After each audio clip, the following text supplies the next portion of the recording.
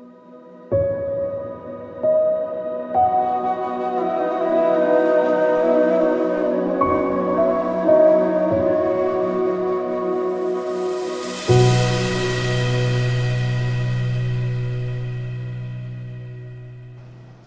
everybody, Aaron Blaze here. Welcome to our new office, our new space. Look, you can see the whole gang today. It is October 28th and happy early Halloween. We're going to have a fun Halloween drawing today. Spooky. It was a monster mash. And so, so we got together last week, earlier in the week, this week. And for a year and a half, I've been working with my desk right in the middle of the room thinking it was... thinking what? Yeah, just keep talking. Oh, okay. Thinking that I was being smart with the wires, and in reality, I was just taking up a lot of space. So we moved everything out to the outside of the room, opened up a ton of space in here, and here we are, our new office space with lots of room. We got so much more room for activities now. So, but we got a couple things I want to cover before we jump into our live stream drawing, Halloween drawing. First thing is we've still got one spot left. One spot left. One spot left on our upcoming watercolor plein air workshop in person. We're doing it here at Wekiva Springs. I live right on the edge of Wekiva Springs State Park. It's 31,000 acres. What camera am I talking to now? Or, okay, we're not even talking to a camera. It's 31,000 acres, and there's a big youth camp there. It's really awesome. There's cabins, pool, dining hall, lecture hall, beautiful grounds. And Ronnie Williford and myself are going to get out there, and for 4 days, we're going to paint with you guys. It's going to be a lot of fun. It's the 7th, November 7th, so it's right around the corner, first of all. November 7th through the 10th, and it's 4 full days of painting and a lot of fun. So check that out. Go on over to creatureartteacher.com/camp, right? Mm-hmm. /camp. Yes, and you can get more information on that. Like I said, there is one spot left. We've got 30 spots, and now we're up to 29. So if you want to get in there, then hurry up, check it out. And then also this coming weekend, starting tonight, right? Yeah. For Icon Manila. We're teaming up with Armand Serrano and his team with Icon Manila.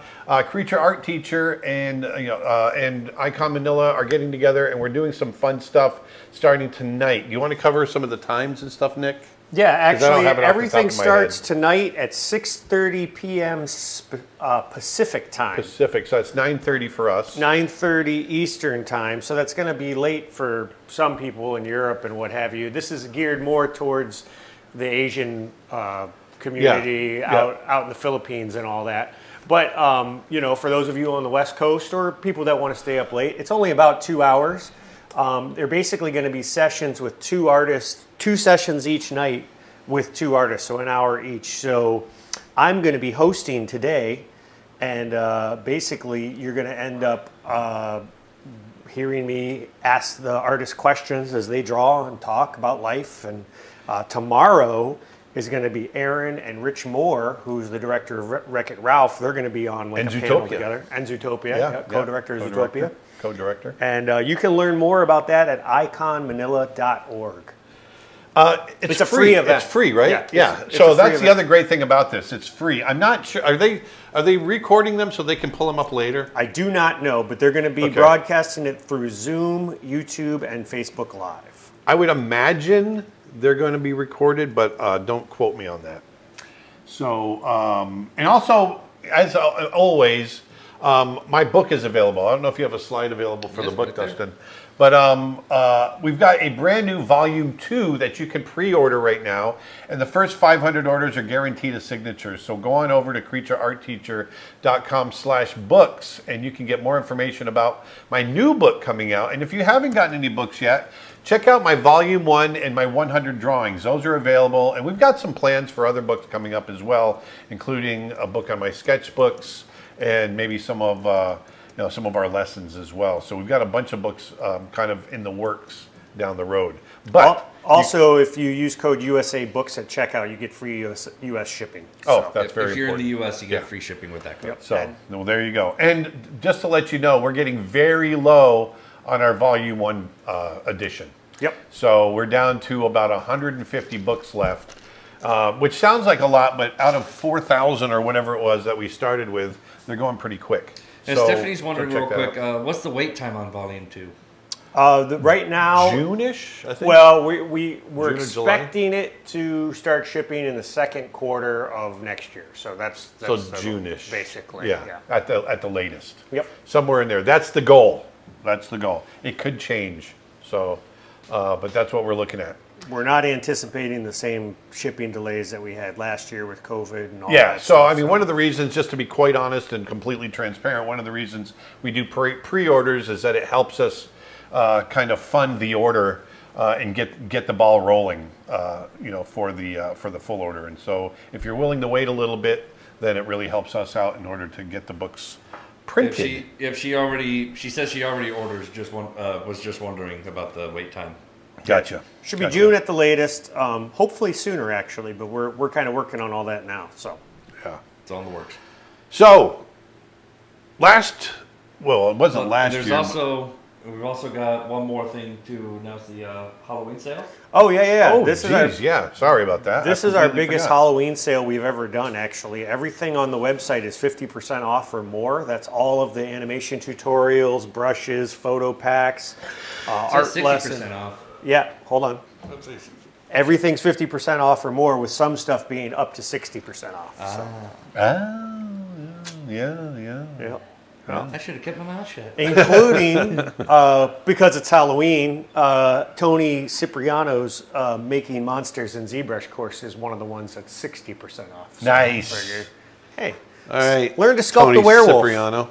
Yep. Look at this. Check this out. I think I've shown this to you guys before.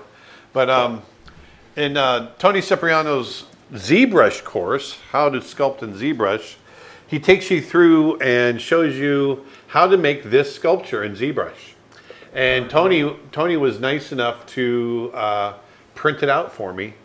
And so this is the go to the actual face cam, sculpture. Dustin. To that? Your other camera. Go to the Can you face go to the cam. face cam? No, I only have that camera up right now. Oh, you don't have the face cam? No. Oh, gotcha. So that's it right there. So that's the Snow Bear sculpt, and then we make that in ZBrush. So that's one of the ones on sale as well. So if you've never sculpted in ZBrush, you'll be making this in the course. It's pretty cool. And you also get the file. Yeah, you get the digital file for So it. if you've got a 3D printer, you can print it out yourself. Yeah. Yep. And All that right. course is 50% off. So Right on, right on. All right, we're ready to draw.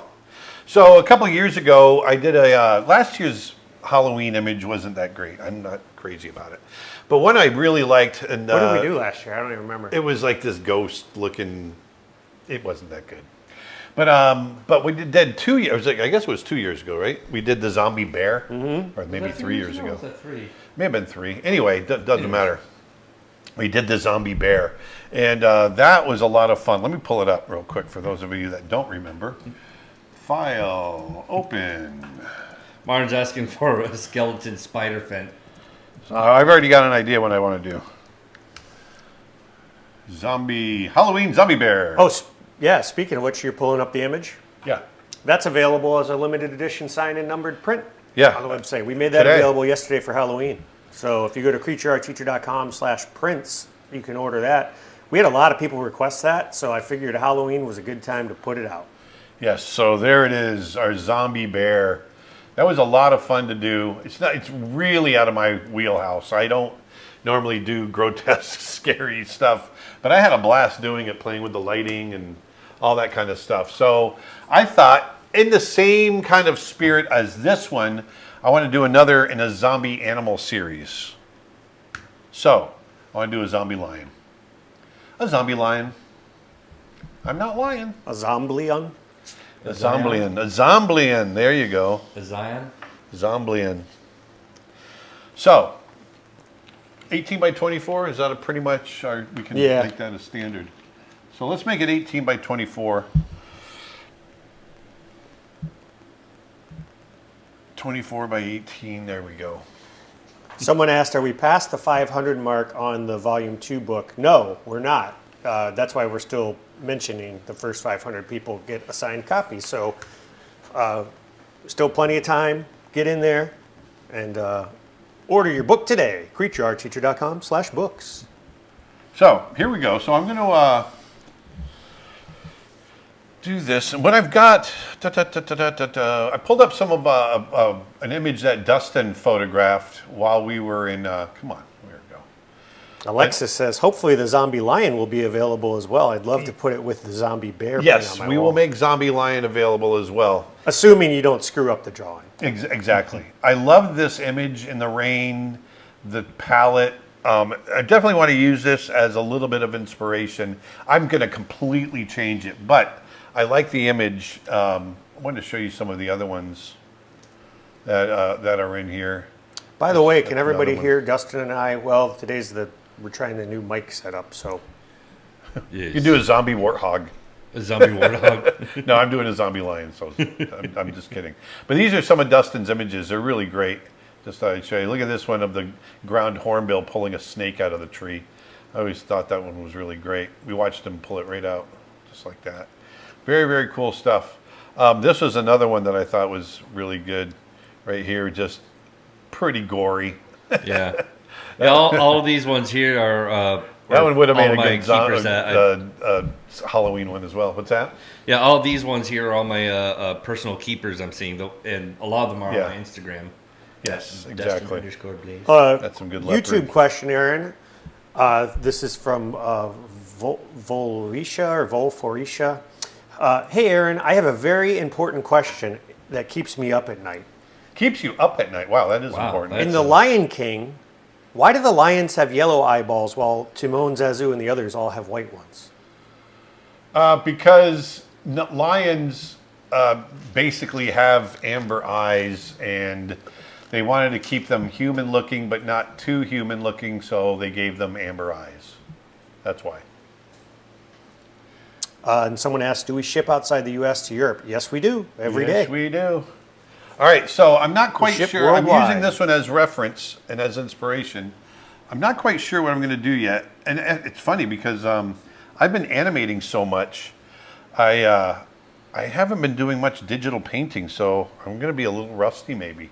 Well, let's see. Zonji says sound is perfect. Yeah, that's what I heard somebody typed over here, too. Crispy Cactus did on Twitch. Crispy cactus. And Castro says nice Persian rugs on your office floor.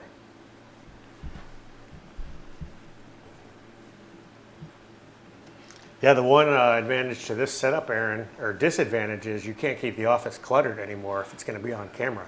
Exactly. Which is okay. Gotta keep it clean. Just like my new apartment. I'm going to go very loose here. Aaron, do you know Rick Law? No, Well, there you go. I don't.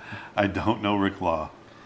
Yeah, on Facebook here we got Erica, we got Martin, we got Zounji, Kirk Zimmerman. They're all saying hello. Hello, hello, hello.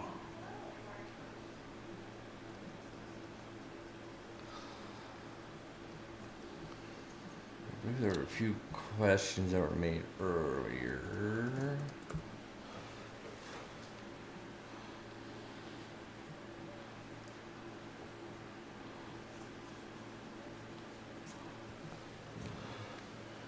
Only thing I could remember now is if I leave the room that my mic's on. Oh, and Martin earlier, Nick is back. Yes. Long when drive. did you- That's yeah, right, when did you because get you were back, driving last time. Yeah, when did you make it back? Was it Sunday, Monday? It was Friday. It was Friday afternoon around 3 or 4 o'clock. So really, I almost made it for the stream, but I was too tired. I can only imagine.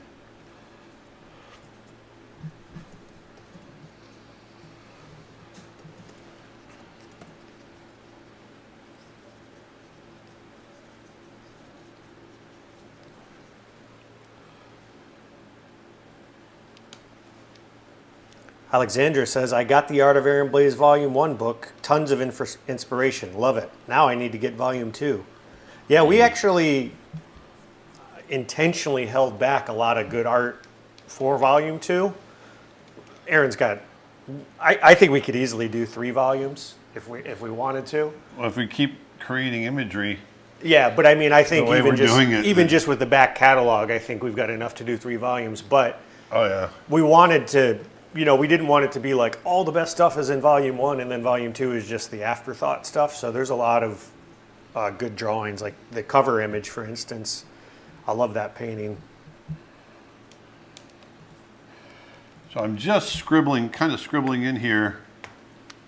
Someone wants to know, when are you coming to India? My house is open for you to stay. Well, we actually are. We're going to be in Mumbai. We're looking at being in Mumbai in February. Yep. So look what I've got. I've got this right here. It's weird because Go to the wide view. You're on Yeah, 2 cameras now. Yeah. So this is the a lion skull, big lion skull. So I want to use that as a reference.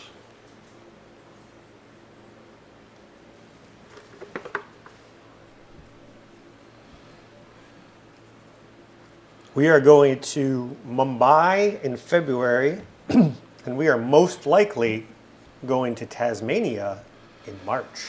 Yeah, hoping to. Yeah. Sheldon's asking, when are you guys coming to South Africa?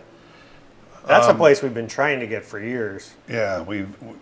We were close a couple years ago, and then the event kind of fell through, and then COVID, and so It's just one thing after another. where do you get your skull reference? We order most of the skulls through a website, Bone clones. boneclones.com. I'll post a link in the comments.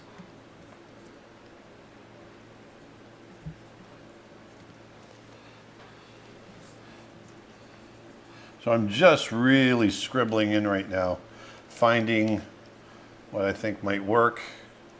I want the flesh to kind of be hanging off of them. Martin asks, will there be a photo reference pack of animal skulls from different angles? Well, I'm not quite sure if we're going to do that or not. We've included some with the individual animal drawing courses, like the fox and the wolves and all that stuff. We probably won't sell them as a separate pack. That'd be kind of like selling someone else's art. Yeah.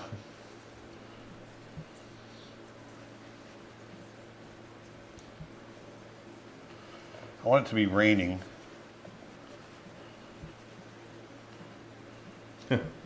Hello from Russia. Aaron, what kind of animation do you find the most difficult? Classic hand-drawn animators and stop motion animators worked at the studio where I studied. They like to argue about who had the harder job and who had the most skills. Well, I mean, hand drawn is obviously difficult, but but I don't know that it's any. Well, hand drawn is a little bit more difficult, in my opinion, only because you have to sit and you got to draw it. When stop motion, at least you're not drawing it; you're reposing for sure.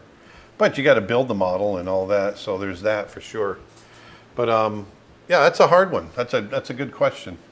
I reserve my right to stay mute on that.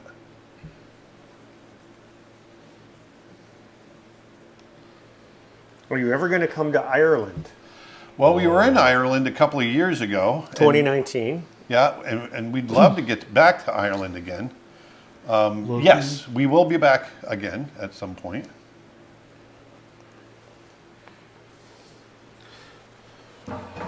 Castro asks, have you seen Black Adam yet?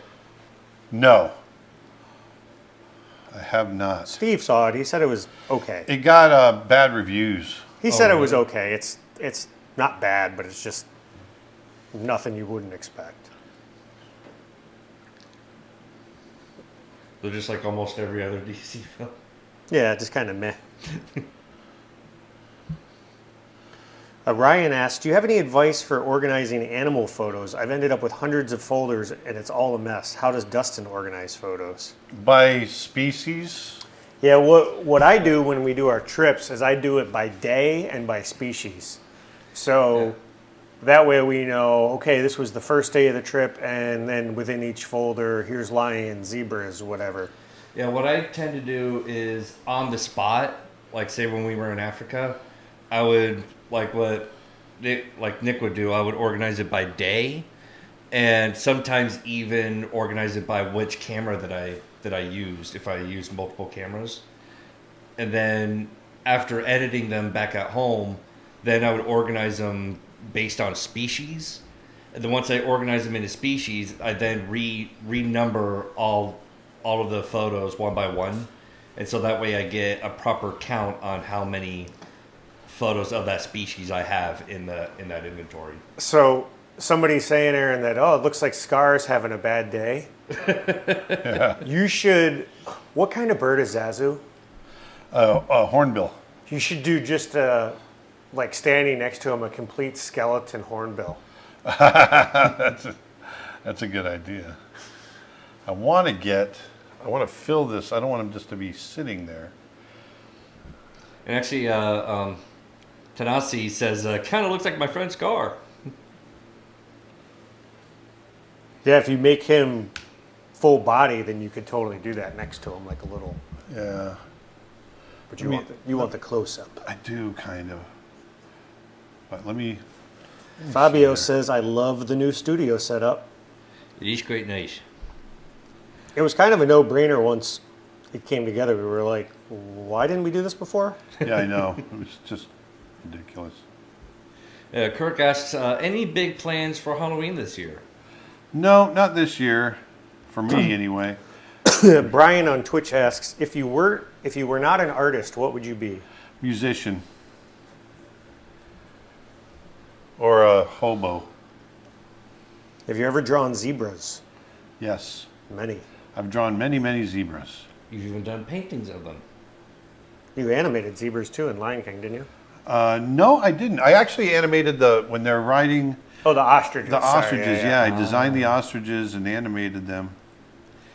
Sheldon asks, where in Africa did you go when working on Lion King to see the wildlife? I didn't go to Africa, but they went to the Masai Mara. I wasn't part of the crew that went to Africa.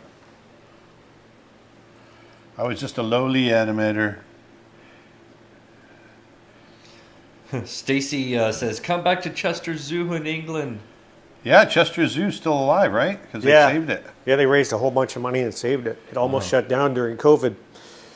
And Yeah, then we definitely want to get there again. The falconry that we went there is completely gone. the falconry Yeah. place is gone. Yeah. Chester Cathedral.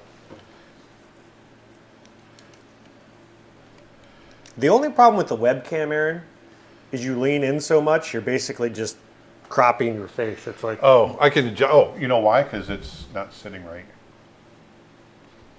There, is that better? let me see what happens when you draw. There's a lag, so I'm just trying to. It does look a little better. Yeah, that's it better. actually you can actually see your eyes. Exactly, that's what I was. Yeah, no, it wasn't sitting right. There, that might be a little better. Do you get many trick-or-treaters? No, not at our current house. That's the thing that bugs me.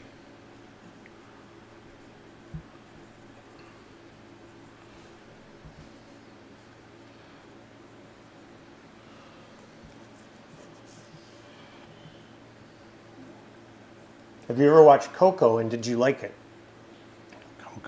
Coco? Pixar. Yeah, Coco, the Oh yeah. the No, voices yeah. in the afterlife. Yeah. No, I liked it. Yeah, I Yeah. really like that one. Yeah, the ending still makes me tear up every once in a while.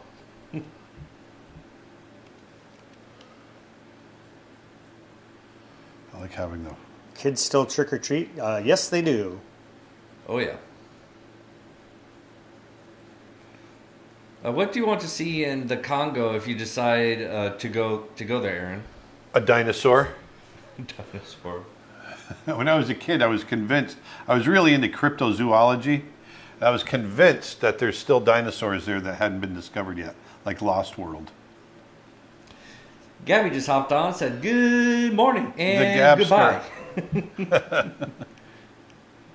I guess she's only coming in for a very brief second. obviously. Little Miss Drama. Little Miss Drama Queen. Where in South Africa do you want to go to? Well, I want to go to Kruger. Kruger's South Africa, right? I think it is. And but I want to do. I want to dive with great whites. That's my big dream.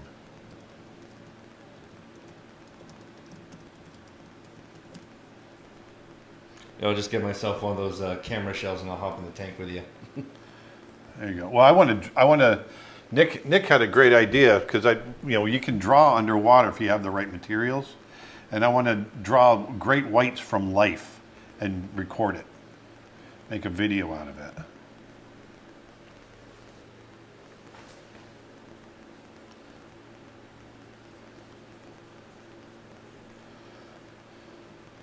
Can you come to France one day? It would be a dream to be able to meet you. Well, we're definitely trying to get to Annecy, for sure. And I wouldn't mind doing something in Paris at some point. Nick, you've never been to Paris, right? I haven't been there in a long time. Nick, you've never been to Paris, No, right? I have not. Sorry, I was reading I won't be ignored. Don't you ignore me.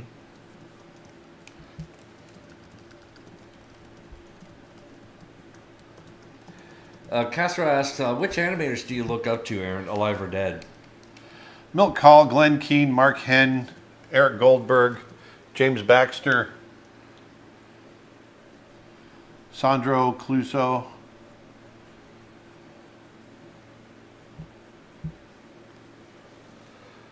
They're all brilliant.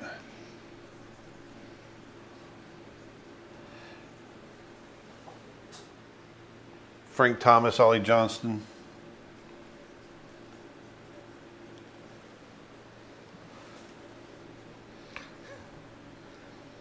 Ahmad says, sorry, can you provide a roadmap to mastering 2D animation for film or in game development? Do what now? Can provide a roadmap to mastering 2D animation for film or in game development. We have tons of courses on 2D animation on our website. Yes, we do. I think I want to. Have you ever handled a king cobra? Twitch question. No. But you have a what was Boom slang. boom slang, which is extremely venomous. Yeah, I remember touching that snake and Dad going, back away, back away. Back up, back up, back up, back up.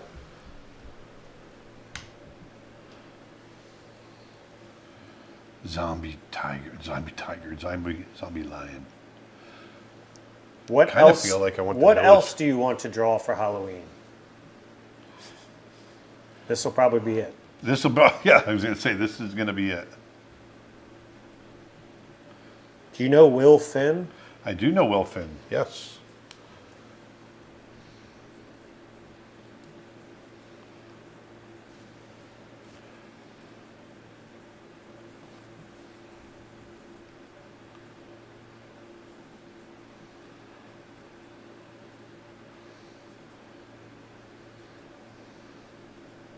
Ooh, Susan says, why not? Oh, wait, hold on, I just lost it. Maybe it wasn't Susan. Someone said, why not show the lion stepping on a crushed pumpkin? There's an idea. Erica says, loving the creepy lion. Well, thank you, It would Erica. Be cool. Who's It Erica? It would be cool to do a pumpkin and have the glow from the pumpkin lighting the lion. Oh, that's a good idea. Almost like it's a cursed pumpkin. Tanasi says, please come to Boston. Great zoos. Please and, come to Boston for the springtime. and New England Aquarium. Largest aquarium in all of New England. I'll take you guys.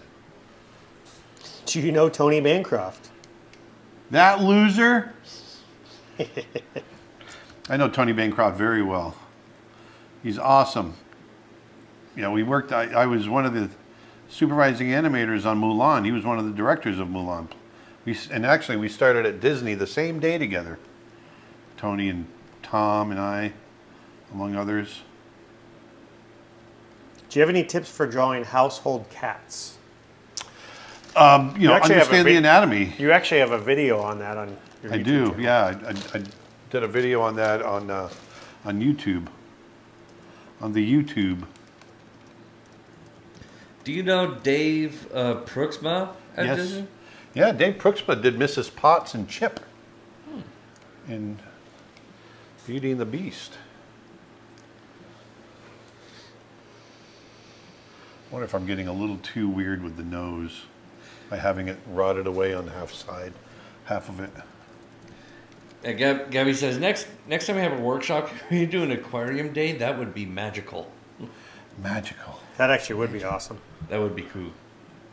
They be like, yeah, kill you guys. We don't really have a great aquarium in this area because it's all like the theme. It's like SeaWorld and theme Yeah. parks and stuff. Yeah. The one at Disney is cool, but it's like you got to pay to get into Disney. Yeah. Which is not cool. Right. This ain't so not cool. I suspect that that's why there isn't an aquarium here because it would have to compete with the parks, and it's like Yeah. Most likely. The best aquarium in the region is Atlanta. Georgia. Yeah, they're building a pretty world class one in Sarasota right now. Oh, that's right. Moat yeah, Marine, Yeah, yeah. I forgot about that. I'm curious to see how that's going to turn out when it's all Are said they and building done. one there? Yeah.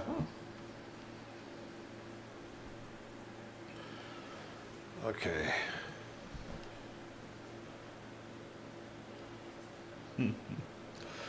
Erica says, "Who's your favorite Bancroft?" You know they would ask.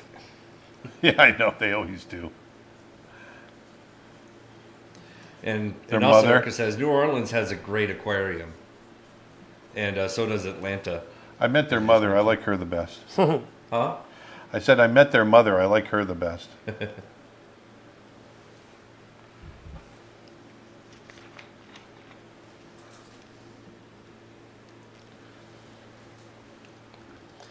Again, for people that just joined, I want to let you know we are running a huge Halloween sale over at CreatureArtTeacher.com. Everything is 50% off or more. In fact, you can get up to 60% off some of the courses. If you go over to CreatureArtTeacher.com right now, just click on the link right at the top of the page and you'll see everything on sale. And that is everything on the site. It's everything on the website, and that runs until November 1st. It's our biggest Halloween sale ever.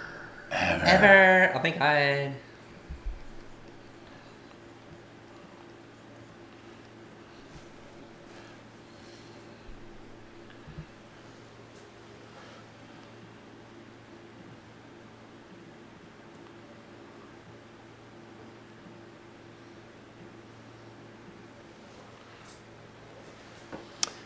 Did you get impacted by Hurricane Ian at all? Not really. I mean, we lost power for a couple of days, and we had a little bit of debris. Nick had debris as well. Yeah, we had debris in the old house in DeLand, and we did lose power for a little longer, but Yeah, but other than that, it wasn't that big a deal. Not compared to what the folks down in Fort Myers and Naples and everything. They got pounded. yeah, half of Fort Myers got wiped off the map. Yeah. I mean, And even all even the beachfront got completely changed, mutated.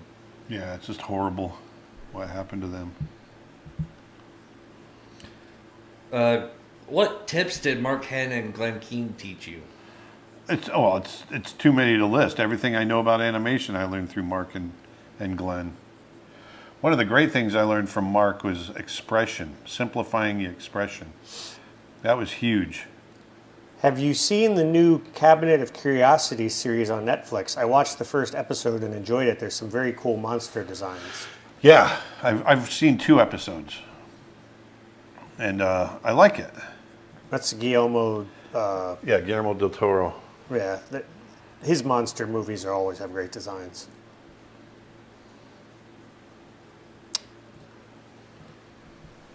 When you start an animation project, does it have to have a deadline? Because I have very little time. Well, the fact that you have very little time you should make a deadline. You should make a schedule so that you can get it out.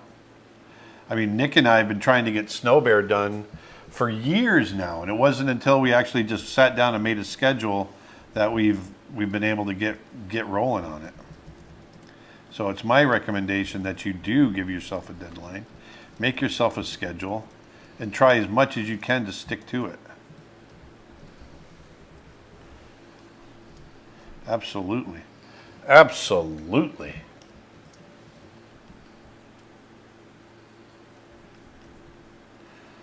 I want them to be all wet and rotted with water.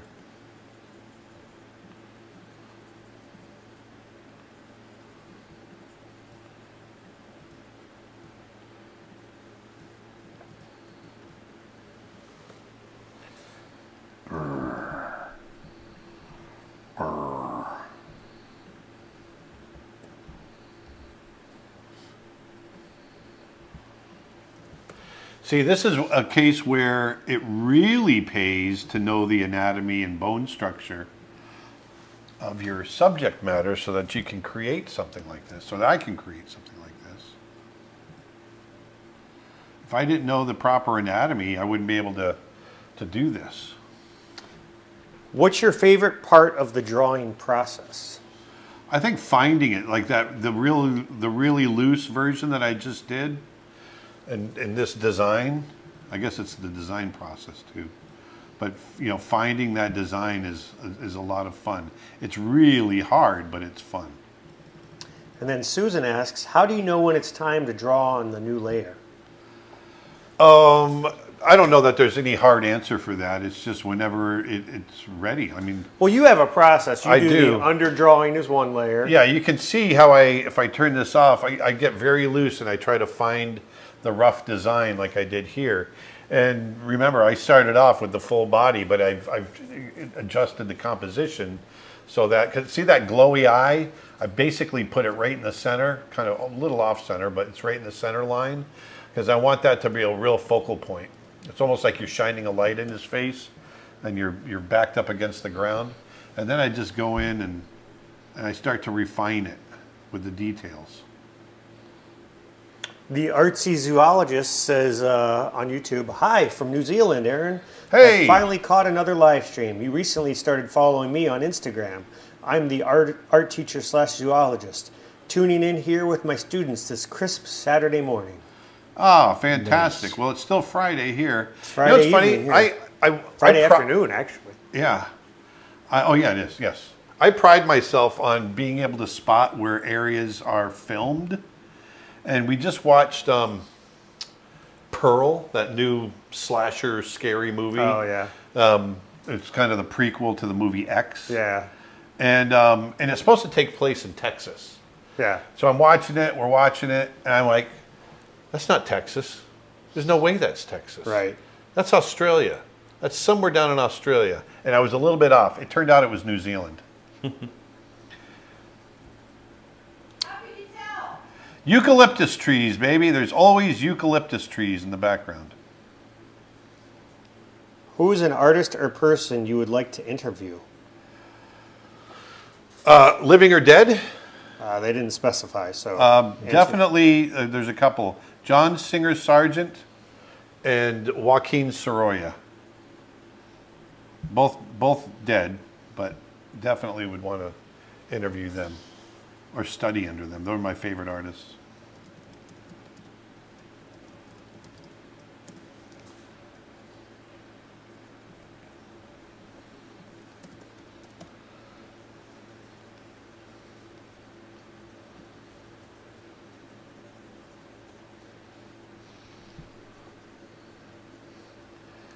Julie says, "Hi, Aaron gang.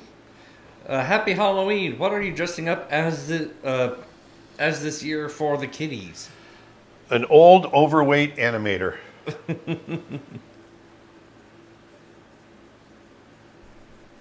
What is the longest break you've ever taken from drawing, and why did it happen? I took a 3-month sabbatical after I finished directing Brother Bear, and I basically just played out in the lake for 3 months. Just because it'd been a lot of work.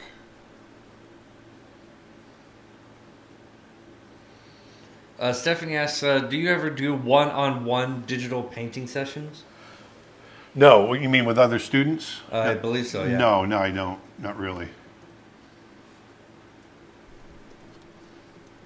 And Loic asks, will you do a course about colorization? I've got a course on color theory and lighting, which covers a lot of that. Ronnie covers color, Ronnie Williford.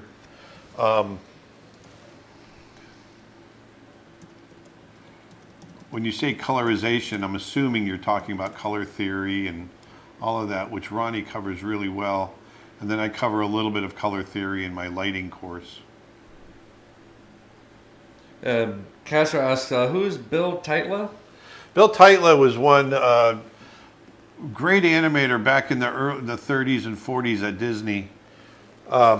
He animated Night on Bald Mountain with the big devil. Actually, you've got a Bill Teitla drawing, Nick. Yep. I need to hang it up. Yeah. Is Marco Bucci done with that painting yet? He just got it. You know what? last- You guys got to be patient. Everybody was giving me such a hard time. You know what? We have lots of careers and everything. We got to find the time to do these, and sometimes it takes a little bit of time. No, he's not done with it yet. I Matter of wouldn't fact, expect he was right it in for the a- middle of a sabbatical.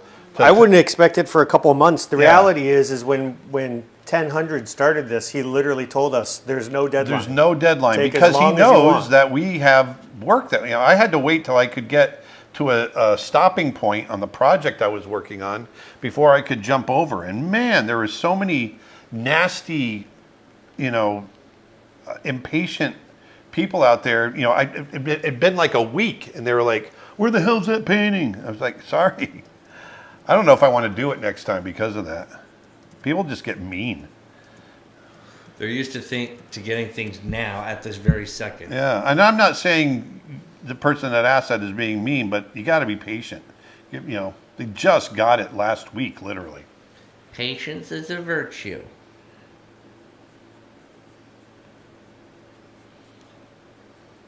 Erica says that Ronnie's color course is amazing. It is. It's great.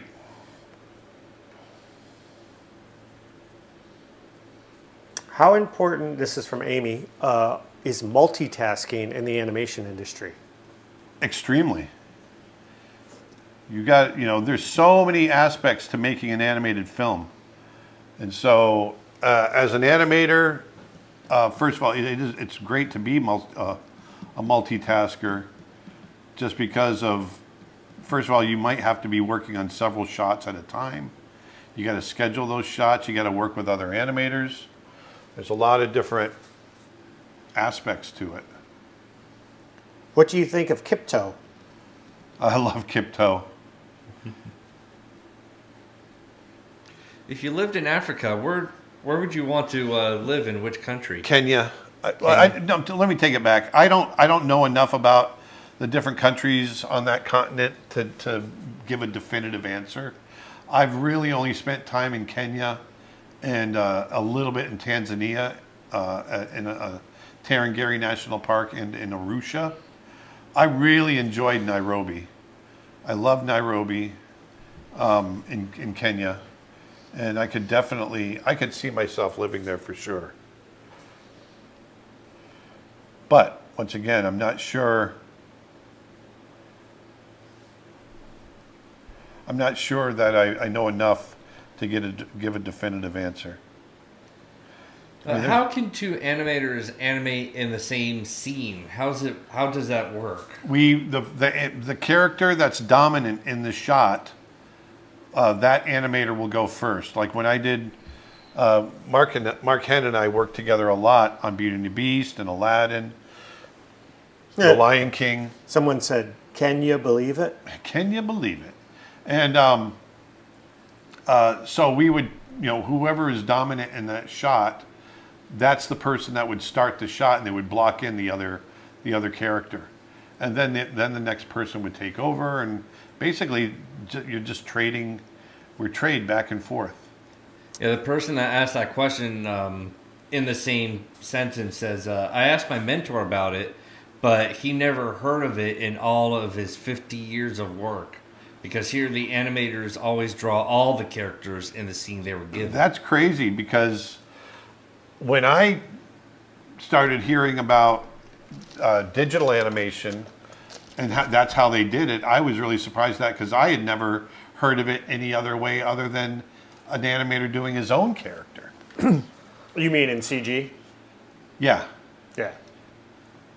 Well, No, I'm saying in CG, everybody, they do all the characters. Well, yeah, but think about it though. It's entirely different because No, I understand that now. At the time, I didn't get it. Yeah, it makes sense to do it that way in CG because the rig is the rig. There's no drawing consistency that has to happen. No, I get that, but my thing was taking away the drawing consistency. It's character consistency. For me, when you had 2 or 3 guys animating a character, they really knew that character inside and out, and they focused on that character. Whereas if you're animating all the characters, there's a danger of them all becoming kind of homogenized in the way that they act. I know there's a character supervisor. I was just going to say, I think that's where the role of the supervisor is probably really important. Exactly, and that's what we used to talk to, Lino DeSalvo, who I was good friends with, who was headed up a lot of the character stuff at Disney. That's basically what he said. It's really important to talk to the character supervisor and make sure it's consistent. Twitch question. Obviously, you don't have any reference for this zombie lion, and I know you're using a live lion photo and a skull for reference. What is your process of combining those references in your imagination? This is phenomenal. If you look at this one here, what I'm doing is I'm basically looking at the pose, the way the foot is coming forward, the way he's standing. I like that angle, and I like the rain. The rain and the palette is what was kind of drawing me to it. And so doing that, you can see that I've kind of taken that as inspiration, but I've completely changed, obviously, the position of the head, and it's all drippy, flat hair that's hanging down, kind of greasy in his face, and kind of rotted. That's just coming from imagination, but at least I've got something that I can hang my hat on with the pose, with the reference. And then from there, I let my imagination kind of run wild. Do you like polar bears? I'm making a film called Snow Bear about a polar bear. I love polar bears. Is your email up somewhere? Because somebody just said, Aaron, 82,000 emails. Oh, that's the little icon down at the bottom. Yes, he has 82,000 unread emails. 62,000. Yeah, it's 62,000, so give me a break. And 61,980 of it is junk mail. Yes, it's all junk. I just don't bother. What are your favorite Lionel Richie songs? Sunday Morning, easy like Sunday Morning. What do you think of Peter Hahn? Oh, Peter Hahn, that hack? He's a jerk. I love Peter Hahn. Matter of fact, I just talked to him the other day on the phone. Yeah, we've gone to Africa with Peter twice, a couple of times. He's going to be doing a course with us in the near future. Yeah, we just had a nice little barbecue at his house 2 weeks ago. Well, got rain though for the first time in the history of Pasadena. I couldn't remember. I couldn't believe we got rained out. That blew my mind. Yeah, we brought Florida with us to Lightbox. Is there an animal you don't like? No. Humans. Yeah, humans. Mosquitoes, maybe? Even mosquitoes have their place. But no-see-ums, can't stand the no-see-ums. Wasps. Actually, there's a bunch of scientists that debate whether mosquitoes actually have a place. They're like, as far as we can tell, you could take them out of the food chain and it would have zero impact. I feel like I know in Florida we have mosquito fish that literally eat mosquito larvae, but I'm sure they could eat something else with mosquito. Well, like because a lot of people are like, oh, what will the bats do and stuff like that. Apparently, mosquitoes represent 0.001% of a bat's diet. There's plenty of other insects. Ants alone outweigh all other biomass in the world combined. Just ants. Actually, if this is a stat I heard a long time ago, if you weigh the Earth, half of the weight is insects. Really? That doesn't make any sense. It doesn't to me No, either. but think I've- about that. Think of the volume of the Earth. That makes no I'm sense. telling you, I thought the same thing. No, but I don't buy it. That makes no sense whatsoever.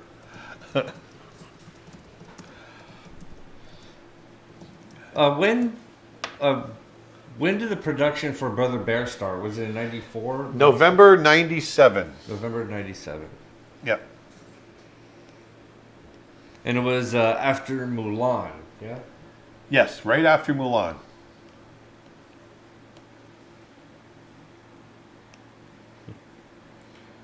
Are chimpanzees or gorillas bigger? there are 1.4 Gorillas bil- are bigger. there are 1.4 billion insects for every person on Earth. That's pretty wild. Well, like when you put in perspective, like the amount of bees and ants, those, and then on top of that, like cockroaches. Although that's all estimates too, by the way, because no one really knows. That's Not like exact. that's like an educated guess. Like, Yeah. Well, that's still not talking about the mass of the Earth, though. I mean, yeah, I that's know. crazy. I think it's a BS stat too, but I've read it many times. I'm like,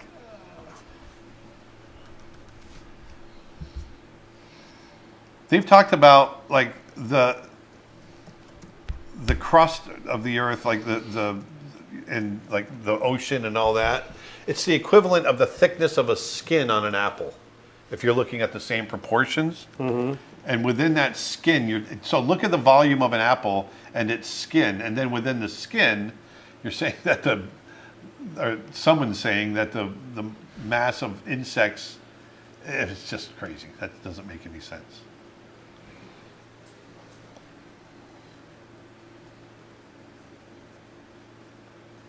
Which kind of sting is worse, a wasp or a bee? I think a wasp. And actually, what's it worse depends than on a the wasp, species of wasp. I got stung by a puss caterpillar. I know it's a funny sounding name, but I got I got stung by a puss caterpillar. Puss? Yeah, it's called a puss caterpillar. It's a caterpillar we have here in Florida. they hurt. And like- it's oh my God, it's an excruciating pain. The poison gets into your lymph nodes. It gets into the lymph system. Oh. And I got stung in my elbow twice. And I put my elbow down twice, and it got up into the lymph nodes of under my armpit. Oh my God, I was in pain for about 4 hours, just writhing around. I had to go to bed and just ride it out. It was horrible. What's your opinion on AI art? For instance, AI will generate a zombie lion in a few seconds. Does that bother you in any way? No, because it's still. I mean, it's not my art. You know, somebody else can. If someone else came along and produced it in 5 minutes or whatever, that's still their art. It's not mine. I don't care what AI does; it's still not going to produce art the way I'm producing art. So, it's okay. I mean, it is what it is. It's weird, and I think some jobs will be lost to it, obviously. But I think it's inevitable to a certain degree. What's the brush that you're currently using? This one is it's like a chalk brush that I got from a friend of mine. So not on the market. Not on the market currently.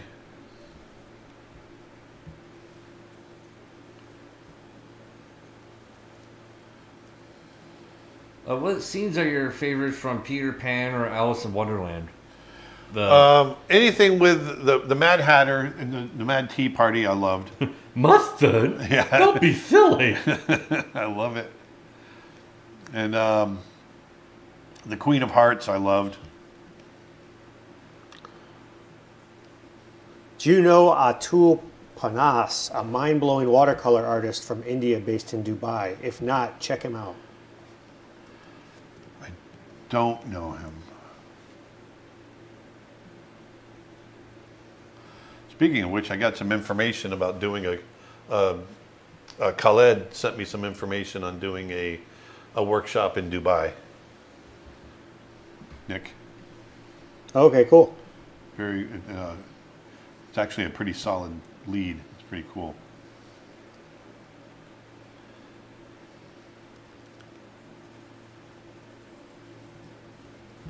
So right now what I'm doing is I'm just drawing in local color.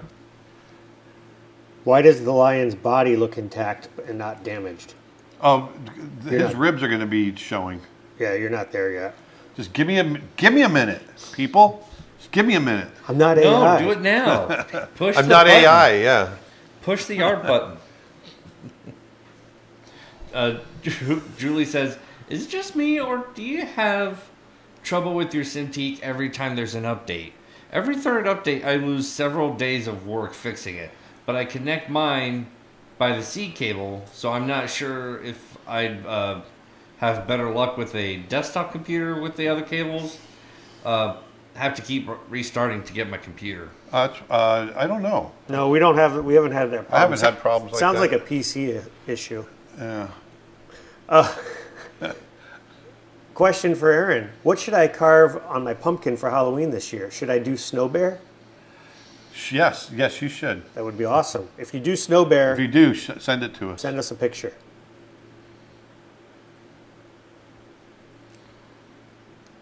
What films by John Musker and Ron Clements are your favorite? Well, I mean, I worked on a couple of them. I loved working on Aladdin. And the one that really put everything on the map was Little Mermaid. Twitch Great. comment, I truly enjoyed your snow bear addition to the biggest YouTube art collab. Oh, thank you. I got a really good response. I didn't see anything negative. I saw a couple, but it wasn't that bad. But I mean, they weren't like negative. They were just like, oh, it's going to be a weird print now. Yeah. Which I didn't honestly even know that was a criteria. Yeah, and I knew, but I just figured they'd do something with it. There's totally a way you could do it. I've already Yeah. thought it out in my mind. You go on spam bots. Spam bots.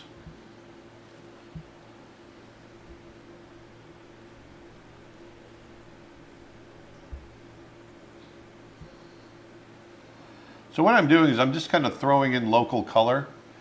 Local color is the color of an object when it's not lit and it's not in shadow. It's just, that's the color it is. So I'm throwing in, different colors for the fur and showing some of the bone.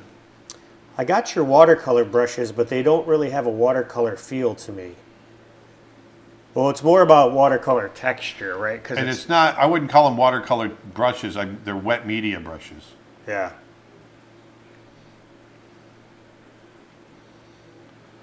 They're meant to look like wet media.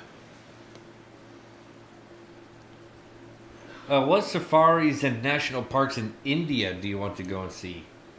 Well, I've been to, actually, I don't know the national parks of India well enough to say one way or the other.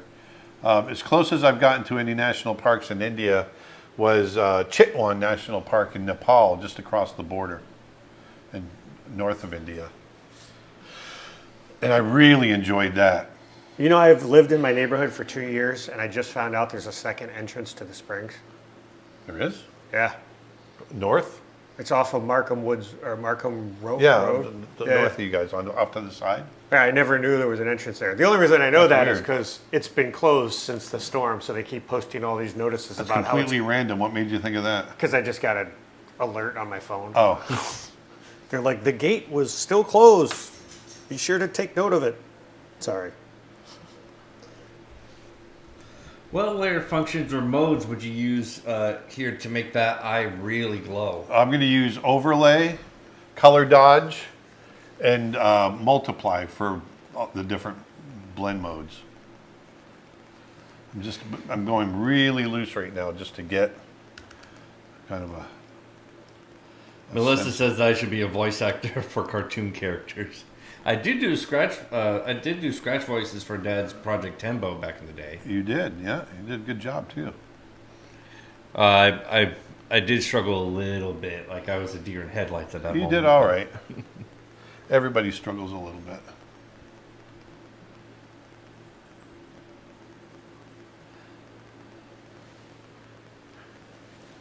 Looks like scars back from the dead. Loving this gruesome looking lion so far. I'd love to see how a bit of a supernatural glow would look on that eye. Well, we're going to definitely put my typical lighting on it. Shadows. You all related?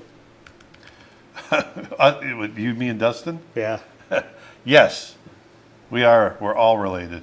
Well, I guess officially we are now. So are, actually. Dustin, raise your hand so people know who you are. Hi. Dustin is Aaron's son.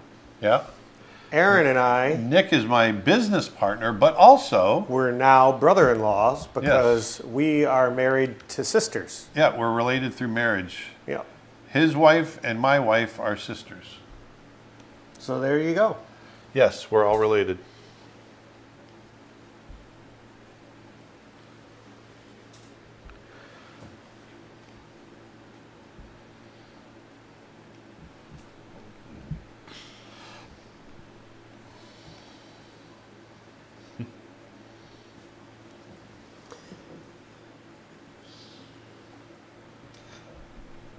Martin Burger asked Dustin, what season is it? Duck season or rabbit season? He's trying to spur you into doing something. It's duck season. Martin Burger.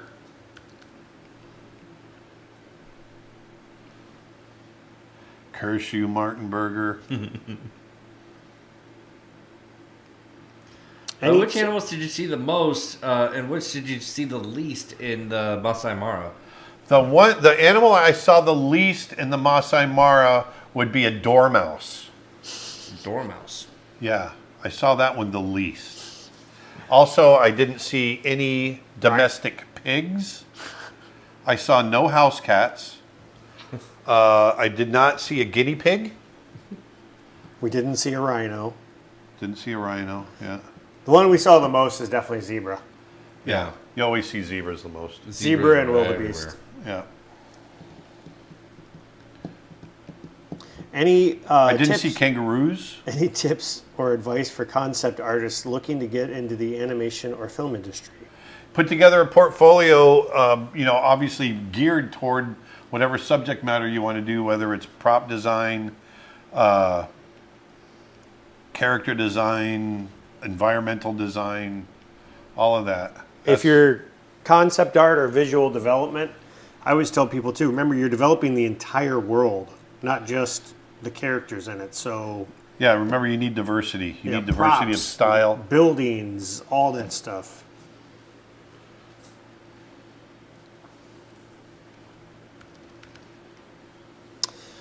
Kenneth asks, I know you have the watercolor camping event, but do you have any in-person classes for animation or character design and refinement? If not, would that be something you would do in the future?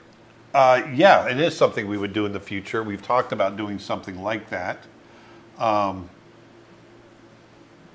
we don't have anything in the works right now.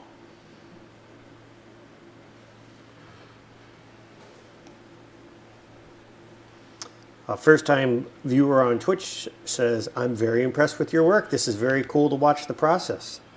Well, thank you. And Rolex 2014 on Twitch says, hello. Hello. First-time viewer. Or Hello chatter. there. Hello there. Hello there. Dustin, are you a videographer too, or just a photographer?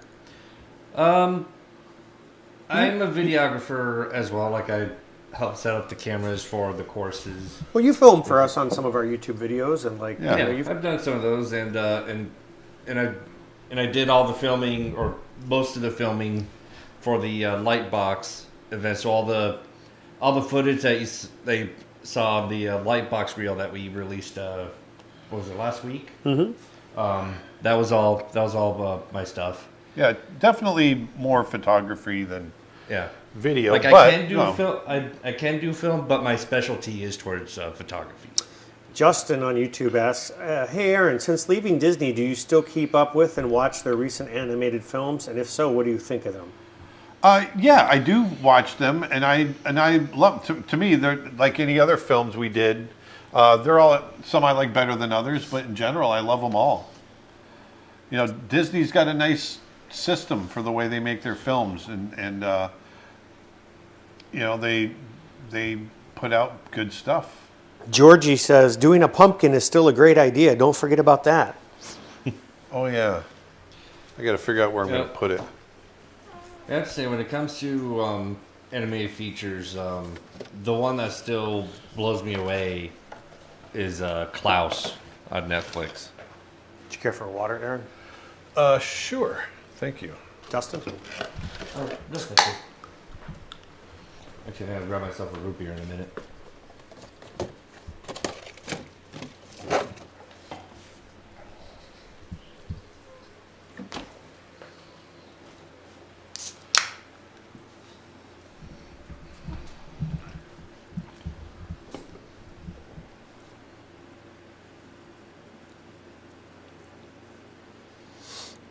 What do people do when they want a movie or TV show based on their books? Well, you have to get an agent, and the producers option the rights to books.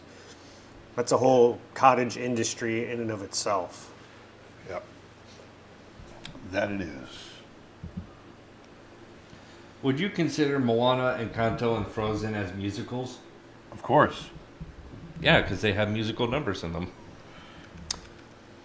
Hey, I just want to let you know I'm really loving the Snow Bear videos on your website. I can't watch live due to my work schedule, but getting to watch the process of creating a short animation is priceless to me. Thank you. Oh, you're welcome. I'm glad you like it. Yeah, so if you become a member over at creatureartteacher.com, Dustin, if you go ahead and pull up the membership slide, we have 2 memberships that are available for sale. We have an annual plan and we have a monthly streaming plan, which works kind of like Netflix. Both of them are on sale right now. In fact, the monthly streaming plan is 50% off as part of our Halloween sale. But both of those get you access to see our making of, we do members only streams twice a week That's a great jacket.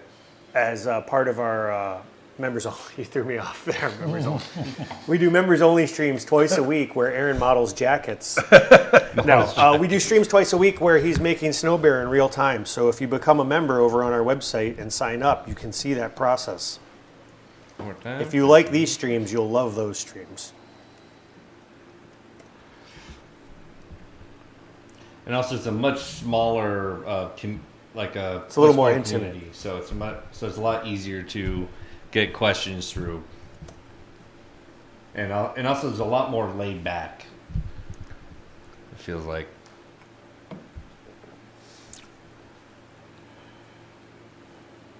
I really like the how the membership streams have turned out, like the way the community is on that. Do you see yourself ever using AI generated art as a tool? No, Actually, not at this point. I got to show you after this some of the stuff that Adobe just announced at Adobe Max. Yeah. I think you actually will end up using it because I was like, oh, that's super cool. When you see how you can. Exactly. I just don't know it well enough, I guess. But Yeah, there's some neat stuff. I was like, oh. Arturo Garcia says, I got my filmmaker degree on September. Will it help when applying for an animation job? to be honest, well, I don't want to pop your bubble.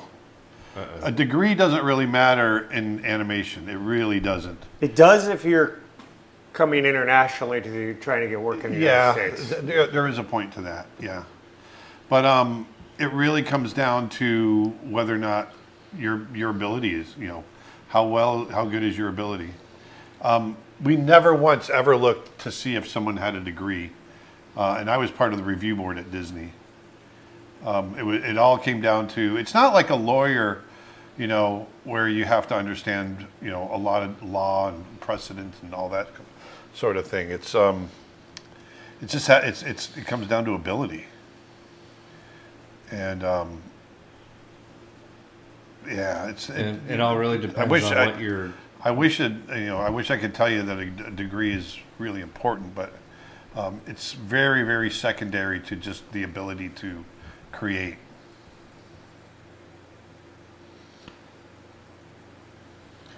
Petropolis 55 says, Aaron, I just want to say that I'm a pretty new artist, but I really have learned a lot from your courses. Zanji got me interested in your stuff, and there are so many different courses, which is really helpful. Zanji, I love that Zanji guy. recommended it? Yep. Wow. Wow. Wow. Would you ever like to Nice. come to Kazakhstan? I know nothing about Kazakhstan. Yes, I would love to. I'd like to go anywhere in the world. I love exploring the world. Mike Festerer says, finally got my scene tied down and cut into my short. Nice. Oh, good for you. Very good. On to the next one. Do you prefer Jungle Book or Robin Hood? Robin Hood.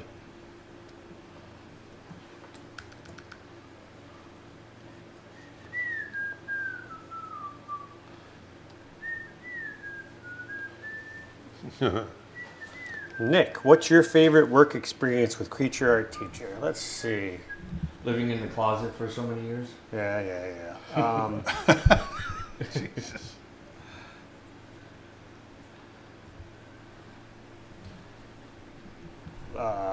It's just the travel.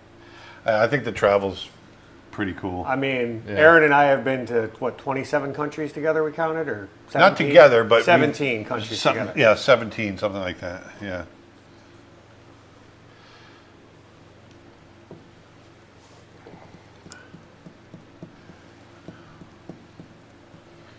Do you feel like you have more control when you shade in pure colors instead of multiply and overlay and blending colors? You do No. overlay and multiply. I actually feel like it's more control by using overlay.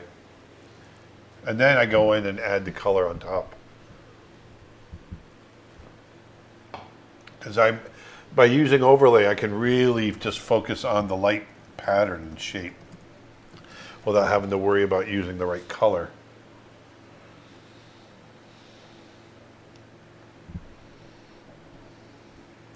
Are elephants or hippos more deadly?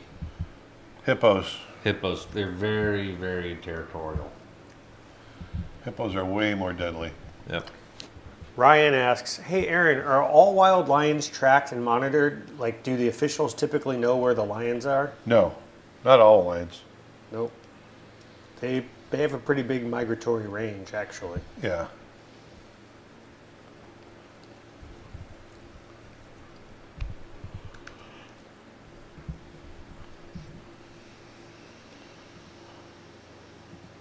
So I'm still just roughing everything in. I'm slowly refining it, but it's still very rough. And you'll notice that it only takes a little bit of refining and then just a little bit of detail to really get it to pull together. By staying loose and working all over the place, I can keep it kind of developing all together all at once.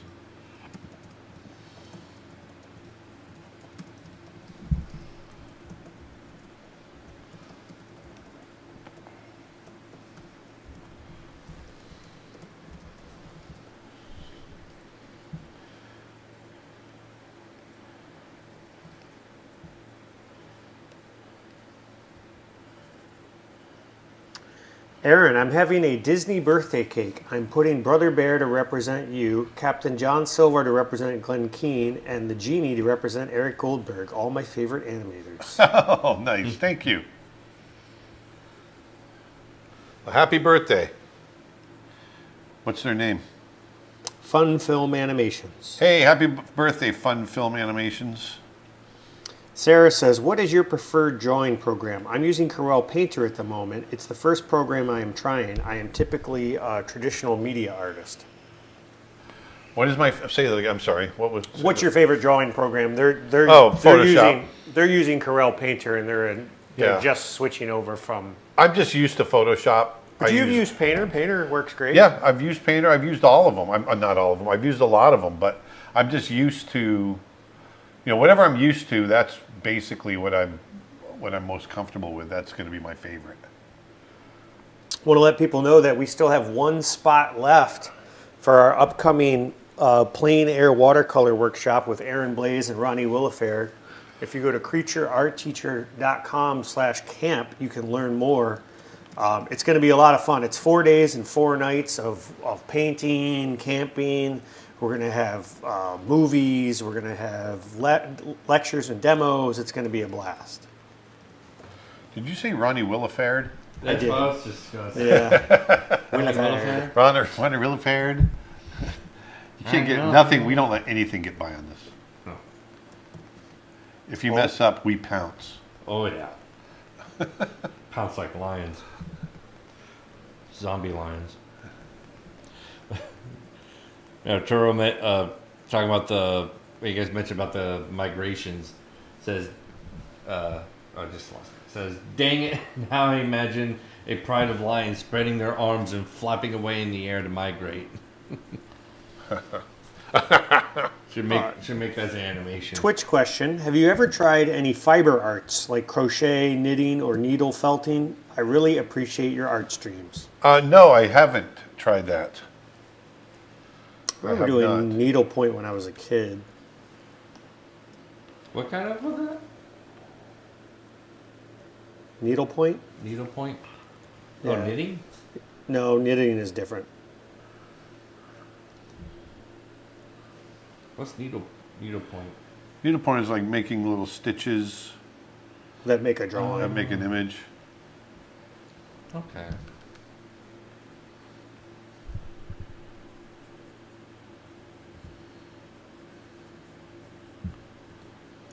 Did you ever work with Jennifer Carden Klein from the Iron Giant and Emperor's New Groove? No, but I worked with her husband, Bert Klein, at Disney.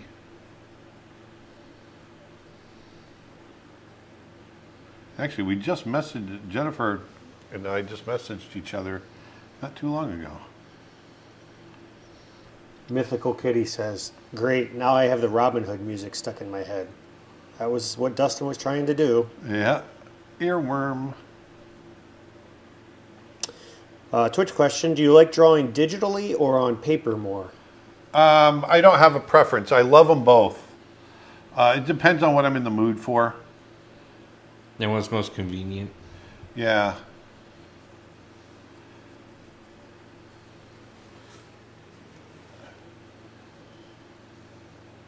I can't currently make this workshop with my budget. Any chance there'll be another workshop next year? No, this is the last one, actually. After this workshop, he's going to officially retire. I'm retiring.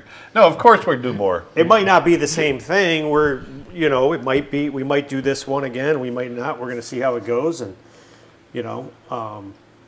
Location can change, date can change, topic might change. topic could change, yep. But we'll pretty much always be doing something.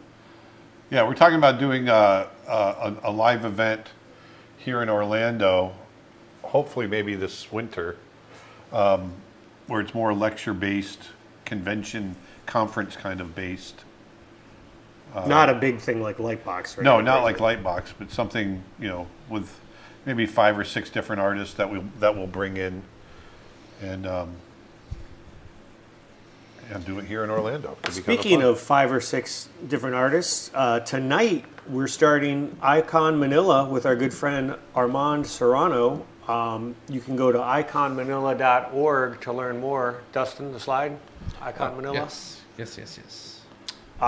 Basically, starting tonight at 6:30 p.m. Pacific time, which is 9:30 on the East Coast, and obviously your time depends on where you're at. They're going to have 2 sessions each night, each with 2 artists that are going to be drawing and talking. I'm going to be hosting tonight, and then tomorrow Armand is going to be hosting, and Aaron is going to be doing drawing and talking with Rich Moore, who's the director of Wreck-It Ralph. So you can learn more at iconmanila.org and sign up, and it's a free event.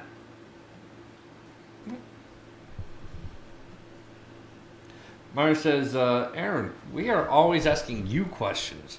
Is there a question you want to ask us viewers? Yeah, why do you ask so many questions? Dustin, can you please move the thumbnail where you're covering the layers? They're talking about the other camera. That's what I was trying to say before. Just go to the desk only.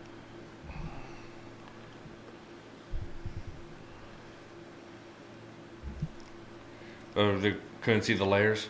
Yeah. Well, there's the layers.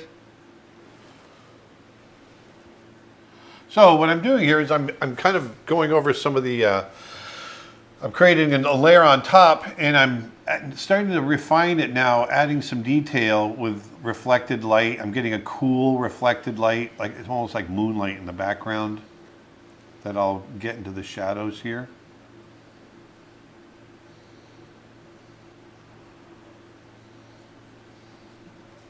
I'd keep it on desk only for a while.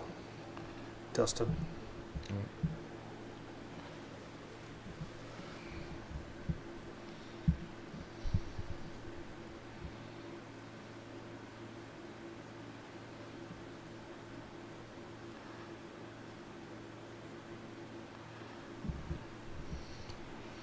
Emma says, we ask questions because you're our art dad, and that's what you do. You ask dad. I know. I have a question for digital painting. When you have your color layers, are they above the line art layer or below it? Thank Below. you for making so many people smile every day. I generally, when I'm laying in local color, I'm putting that below the line art. But then when I start to do the more refined layers, like what I'm doing now, that goes on top. Yeah, it depends on the look you're going for. Sometimes you want the line work to stay, like if you're doing Yeah. something more cartoony. If you're going for something more realistic, you don't want the lines to stand out as much. So you just like painting, you kind of knock them back. Yeah, exactly.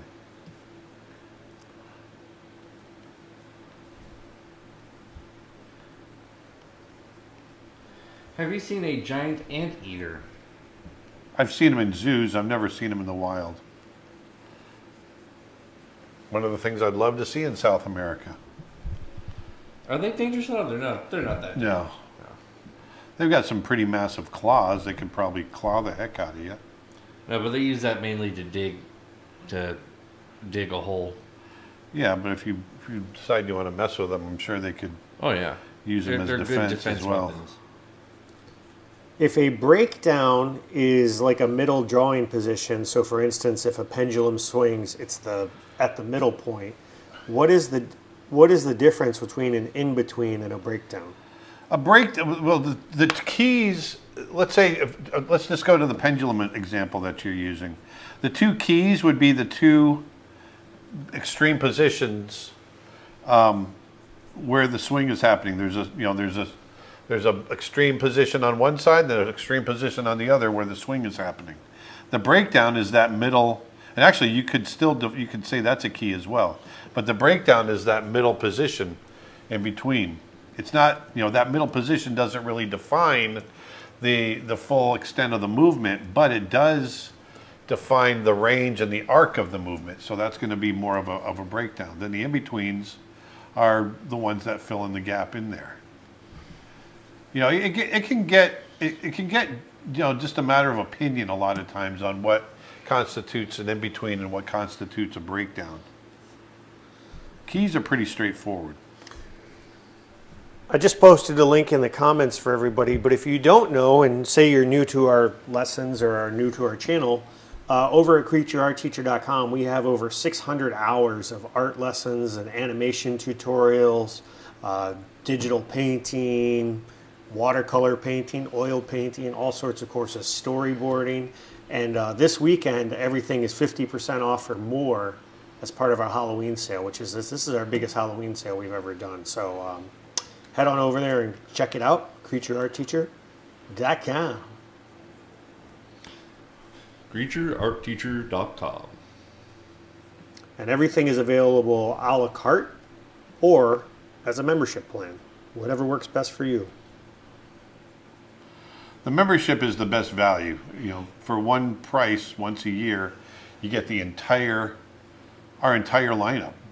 Yeah, And you get everything everything is yours to keep. that we create. You get everything that we create during that year as well.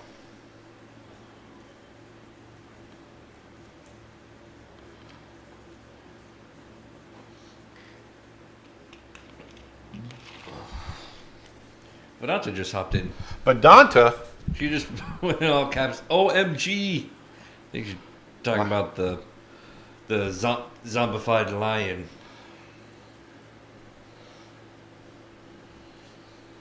my lovely wife, is on watching. Oh, going back to the question about tracking the lions in the wild, the artsy zoologist chimes in.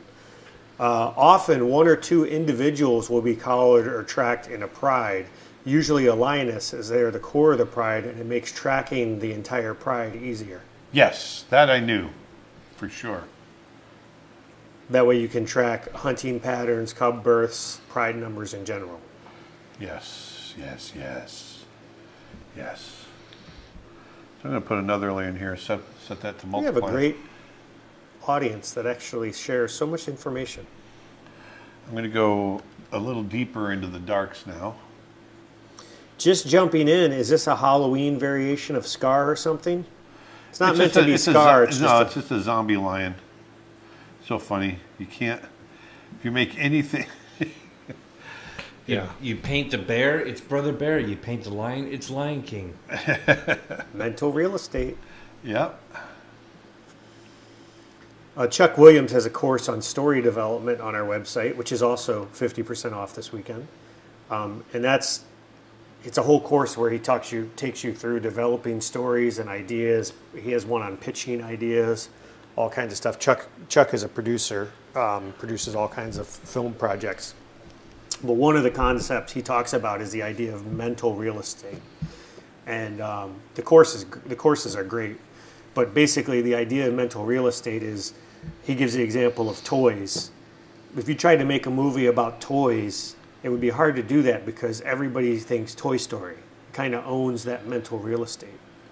So one of the things is to find ideas where the mental real estate hasn't been carved out or maybe it's something that's gone dormant. Like he talked about elephants, Dumbo Right. isn't At really one time, Dumbo would have been yeah.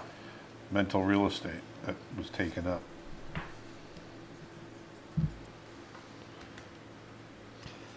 Aaron, were there animators with disabilities in the studio? Yes. I wouldn't call them disabilities, but they were animators that, Bruce Johnson, a really great animator, and supervisor, had artificial legs or has artificial legs. He actually had some of the best Halloween costumes because he would create beast legs. So they're like dog legs. And a lot of people, he walked around with artificial legs and a lot of people didn't even realize he was missing his legs. And so he came to Halloween, one of our Halloween parties with beast legs, dog legs. And for the life of them, they could not figure out how his legs were working. It was driving them nuts. It was pretty funny. It was very, very funny. Was there anybody that had extremely poor eyesight? Because the person writes saying that I have a -7 and -12 eyesight and a disability about that.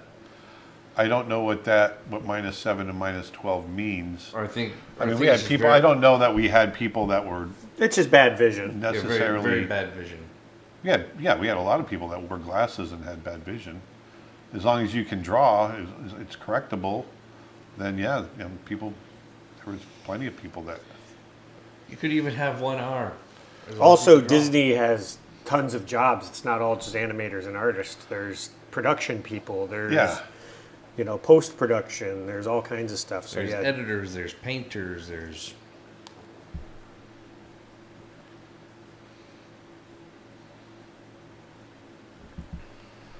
Is the Cintiq not PC or laptop reliant? Can I use it without another device? Mostly I've seen on Amazon they aren't Cintiq and you need a computer also. No, the Cintiq does need a computer. It's basically a fancy monitor. They do have one called the Mobile Studio Pro, which I'm not even sure if they make it anymore. I need to look that up. That is a self-contained device. I think they made one. I think they made their latest model was last year, or was it 2 years ago, of the Mobile Studio. But yeah, other than that, you can probably find that old one, but no, they still make it. They still make the it? Wacom Mobile Studio Pro. Yeah, or were you looking it up? yeah, I just did. The advantage though to the Cintiq not having a computer in it is you're not dependent on the guts of the computer. So like that Cintiqs will last 10, 15 years and you can keep plugging them into new computers as you upgrade. And also it won't be so heavy because you're essentially carrying a laptop, which adds weight. But if it's just the monitor itself is extremely light. Like the Wacom One is almost equivalent to that of a Feather. It's so light in comparison to the other. Do you other know? products. Do you know of anyone that worked at Disney that may have had hand-arm vibration syndrome, which is caused by working on heavy machines throughout your life? No. Huh. I don't know of anybody that had that. Did any animators in Disney have any form of autism or Asperger's, dyslexia? Yeah, there was a couple. There's a lot of people in the industry that are in various degrees on the spectrum, so to speak.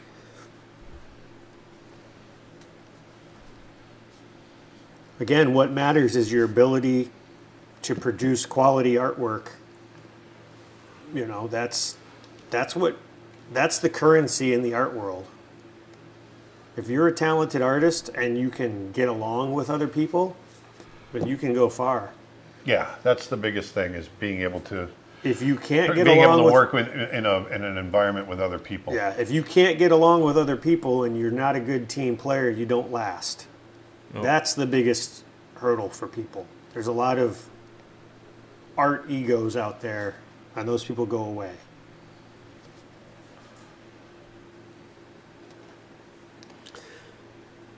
Someone says, yeah, I watched a TV show called Glow Up, and one of the makeup artists was red-green colorblind, and he was still an awesome artist. There's a bunch of colorblind artists at Disney. In fact, Aaron's brother Travis is colorblind. Yep, red green. Yep.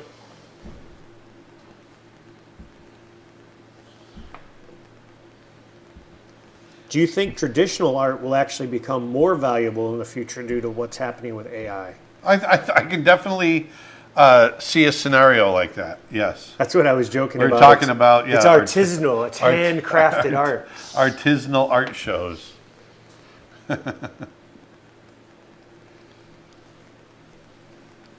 You are streaming both on Twitch and YouTube. I thought that was not possible due to Twitch terms and conditions.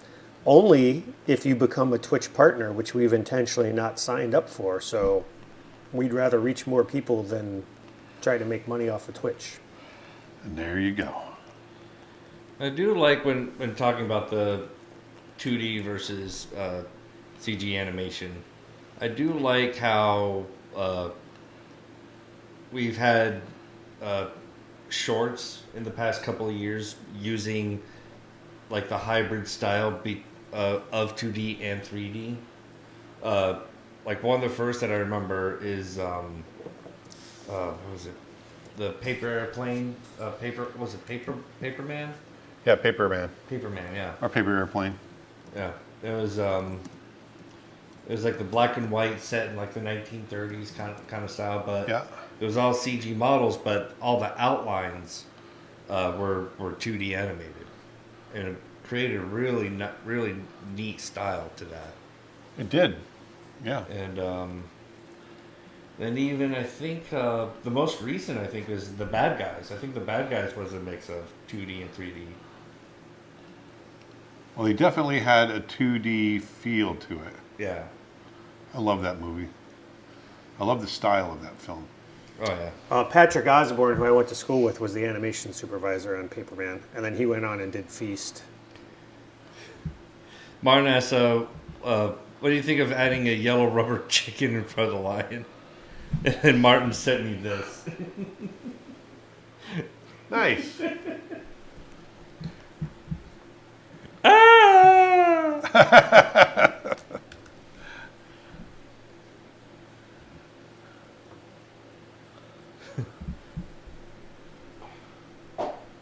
Did Disney have a fire extinguisher and fire alarms? What? Like every other building. Yeah. What? Castro asked, did Disney have a fire extinguisher and fire alarms? Yes. Like just like every other building. Yeah. Like no, with all this paper laying around, we're clearly not going to have any fire extinguishers We just don't have the budget for that.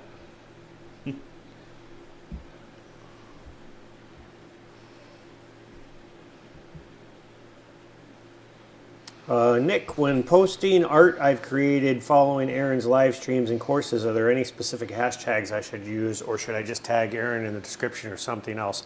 Yeah, just if you want to credit us, which we don't require or anything, yeah, just say, hey, this was from a tutorial by @AaronBlazeArt. That'd be great. Damn right we require it.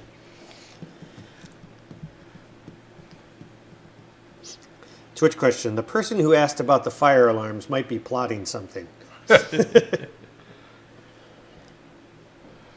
Would you like to do a horror movie? Not my genre. Any plans to do another Critta drawing soon? Nope. But I probably will. But nothing's planned. Hardly anything of mine is planned. We just like, hey, we got to do something Halloween themed today. Okay, we got 10 minutes. Let's do it. Although this one I thought a little bit more about it. I got to my desk this morning It at was about 15 minutes. 7 a.m. Emma on YouTube asked, Dustin, if this lion had a voice, what would he sound like? Oh, that's a tricky one. I'll have to get back at that. But Martin says, Dustin, why does your rubber chicken impression sound like a seal singing seal? That's what I was basing it off of. A voice for this one, I don't think I'd be able. I don't think I can do one for this one.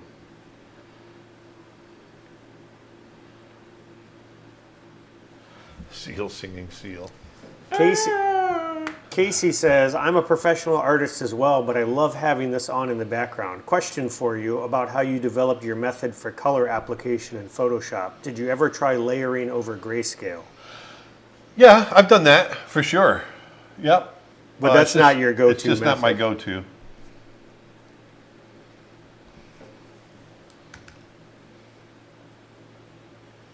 You don't seem to have many layers. Any tips on how to not use so many layers? I always end up with like a billion.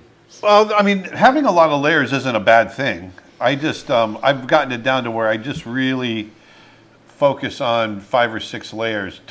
Actually, a lot of layers kind of sneak in there towards the end because I'll find like little highlight areas that I want to do. And, but I want to just test it out, so I'll just create a new layer for it. And then the layers tend to stick. So, yeah, it's okay to have a lot of layers. As long as you can keep track of them. I mean, I really recommend labeling your layers as you go. I know I don't all the time. And it nips, and it bites me in the butt, because it's... It's especially important, I think, if you're working in a collaborative environment. Like if you're handing art off to somebody You else, definitely have to have labeling that's why it's a good habit to do it on your own. Because if you're ever in a production environment, it's going to be so appreciated if you're organized. So for people starting out, I would highly recommend that you label your layers, because if you just form those habits now, you'll just do it all the time. Happy Halloween, Aaron. Are you looking forward to My Father's Dragon from Cartoon Saloon? Yes. What? It's the new cartoon. It's the new Cartoon Saloon movie on Netflix. It's the girl who directed The Breadwinner. It's actually very much in the same style as The Breadwinner, but it's When does that come out? I can't remember. I think it's. Let me look. It's in a couple weeks, I think.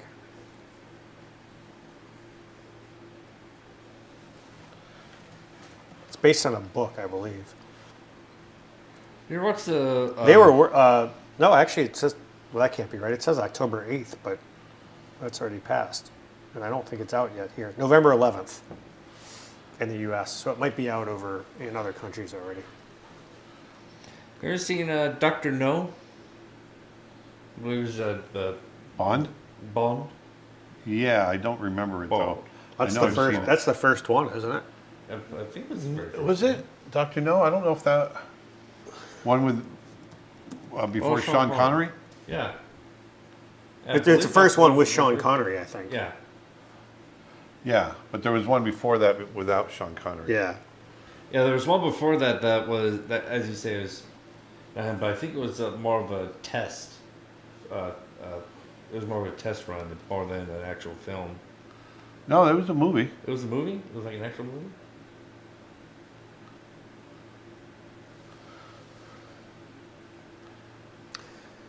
Josiah asked, or first he says, just want to let you know I loved the human drawing anatomy course. It really helped my animation. Thank you so much. Oh, good.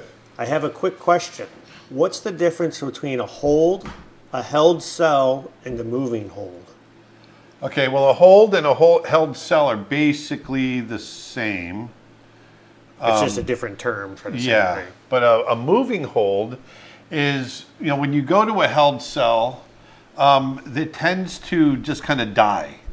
The line isn't crawling. One of the great qualities of hand-drawn animation is that the line stays alive, unlike CG. That line stays alive because of the imperfections in the way that we draw. And so if all of a sudden a drawing goes to a hold, you really see it because that line isn't crawling anymore. So in order to keep it alive, we do what's called a moving hold, where we'll take the same drawing and trace over it maybe 4, 5, 6 times and randomly switch between those drawings. Even though the position isn't moving, the line is moving a little bit, so it creates, the line stays alive. And that's your moving hold. Do you think you'll end up disabling the line layer in this drawing? Let's do it now. Let's see what it looks like.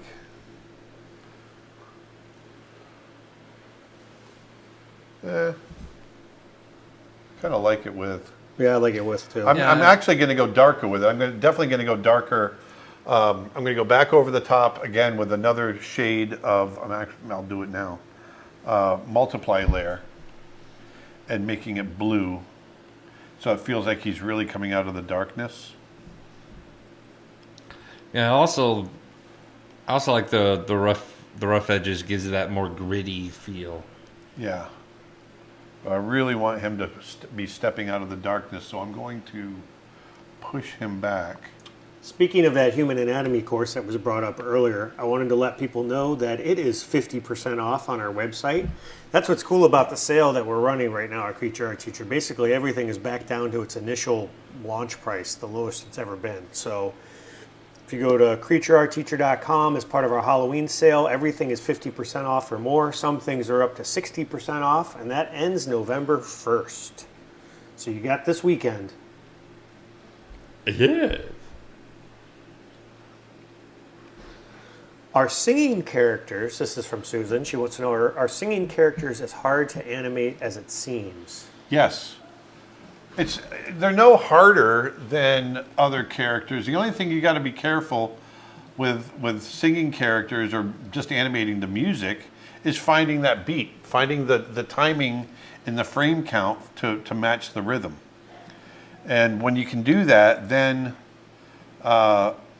it's actually no different than any other kind of animation. You just got to stay within that time frame, the time count.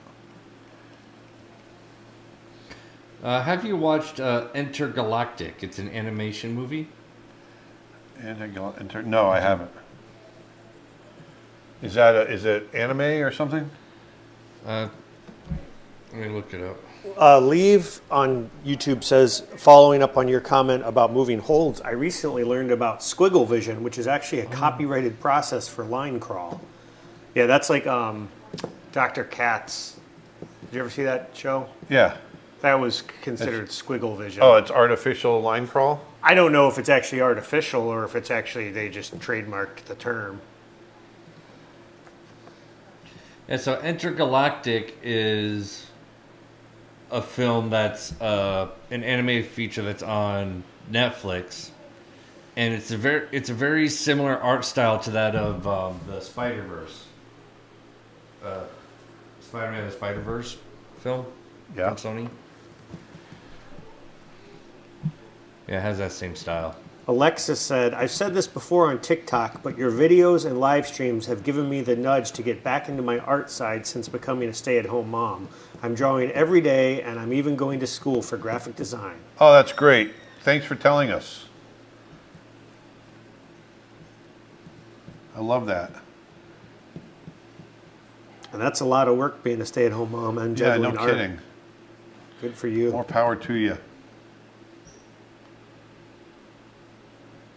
Leave says it's hand-drawn, not artificial. Just as much work, but they copyrighted the amount of redraws for some reason. That's just weird.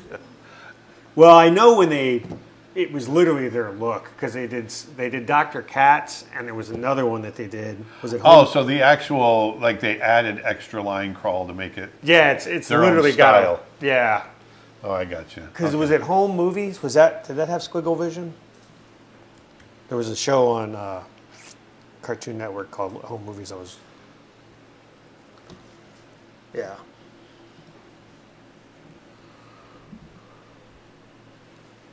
Yeah, I got the other version, Martin. Very funny. Just flopping it. Kind of holds together okay. What is the course that you guys are the most proud of? Birds of Prey. Each of you. Dustin survived Birds of Prey. Yeah, How to Draw Birds of Prey, which again is 50% off, is 55 hours long. That's insanity. That took us the what? I'm fact that you sorry. guys survived it is pretty impressive. It took us months. Anybody that completes that course should be extremely proud. Well, I mean, for me, it's Erica whatever. Bay. I'm proud of all of them. It's probably like whatever the one we did most recently is. You know, it's always kind of like, oh yeah, and then on to the next one. Yeah. You know, but I mean, obviously the animation courses are great. I mean, that's I'd like to update strength. our animation course. I'd like to fill it out more. I think we could do some good stuff there. As for me, I'm most proud of my Africa pack for the reference packs I've been selling. Oh, I deleted that. Oh, yeah. No, not my references. Manuel says, speaking of the Birds of Prey course, when are we getting the extended edition? The director's cut. Adds another 20 hours. Tarl says, for reals, how difficult is it to get into the animation industries these days in general as either a studio employee or a contractor for someone with a family to think about? It depends on your abilities. It really does. You I know. mean, on one hand, there's more animation jobs than there ever have been. Yeah, it 'Cause there's really more- depends on your ability to do the job. There's more production happening now than has ever been happening with the streaming services. Having said that, it's a competitive industry just like anything else. You know, it's based on your work. And, you know, you hate to say this, but it is true. It's part of who you know and opportunity and meeting the right person at the right time. Sometimes all Yeah. that stuff falls into place as well. I do think social media, having a good social media presence, does kind of alleviate that to a certain It definitely degree. helps, and no doubt about it. If you can, you know, if you've got some great work and you're posting regularly, you're going to get recognized, and a lot of the studios are looking at that.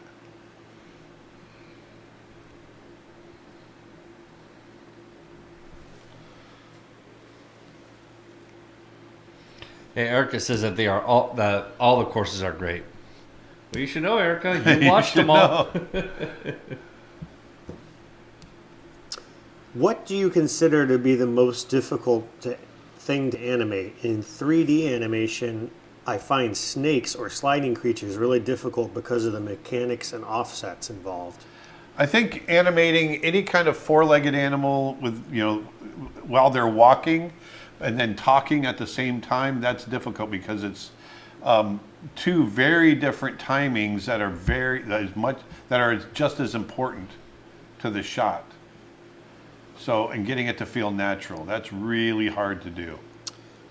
When animating a character with a lot of clothes, is it best to draw the character doing the action nude first and then draw the clothes in another pass to get the folds accurate? No, I usually do it, I'll just block it in very roughly.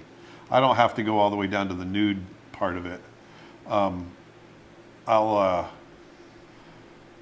just block it in and then worry about the details later.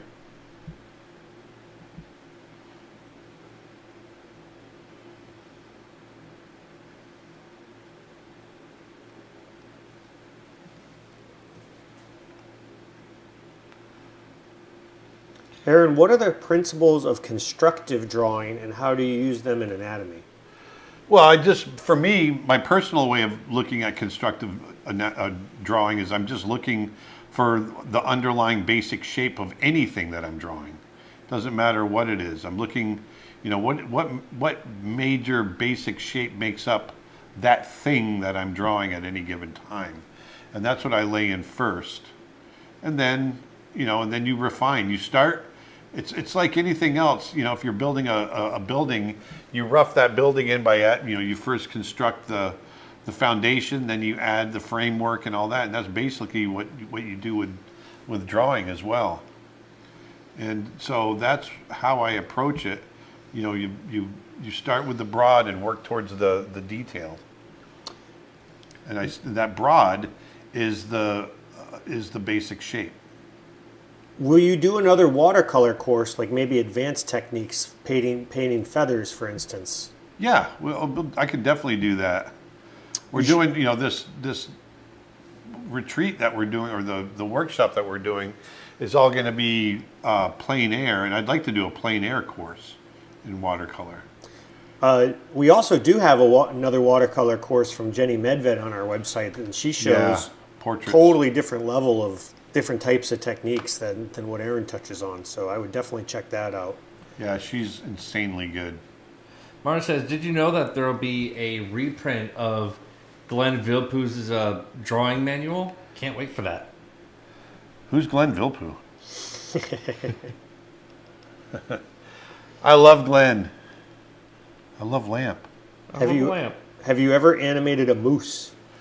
Have I ever animated a moose? I don't know that I have animated a moose. You directed animation of a moose. I did. How's it going, eh?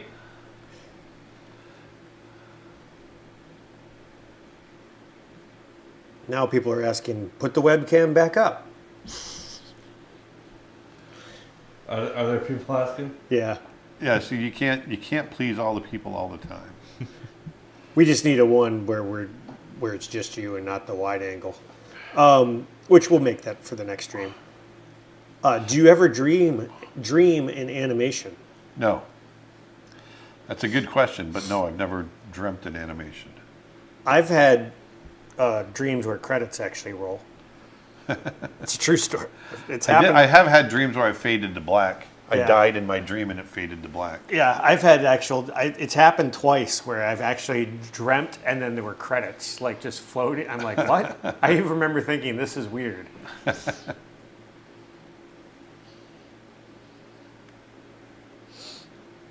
What's your opinion on the Andrew Loomis books? That's the force drawing stuff. Yeah, I don't know them that well. I know the method, and I think it's cool. I don't necessarily draw that way all the time, but I think it's a great method for sure.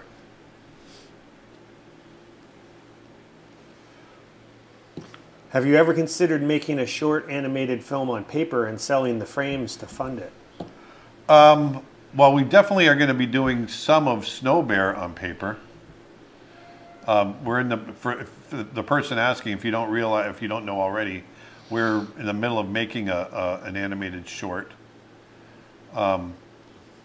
It's digital, but we would, and we're going to do some on paper, 1 or 2 shots, just for that reason. Not necessarily for funding, but just to have something physical. Did it ever happen that you were given a shot that was too difficult or you couldn't manage to do it in a way that you were satisfied? No, not really, and that's something I'm actually proud of. I don't know that I've ever. I'm a bulldog too. I won't give up. So I've never had a shot where I wasn't happy with it when I handed it off. Do you think an artist is born or made? I started drawing when I was 13, but I don't see any improvement now, even now that I am 19. Well, I find you're that hard talking to a span of 6 years. I've been drawing for 45 years, or more than that. I've been drawing for 50 years, and it takes that long. So you've got, first of all, artists are made, not born. I'm a firm believer of that. You can have a predisposition to do good art, but a great artist is definitely made.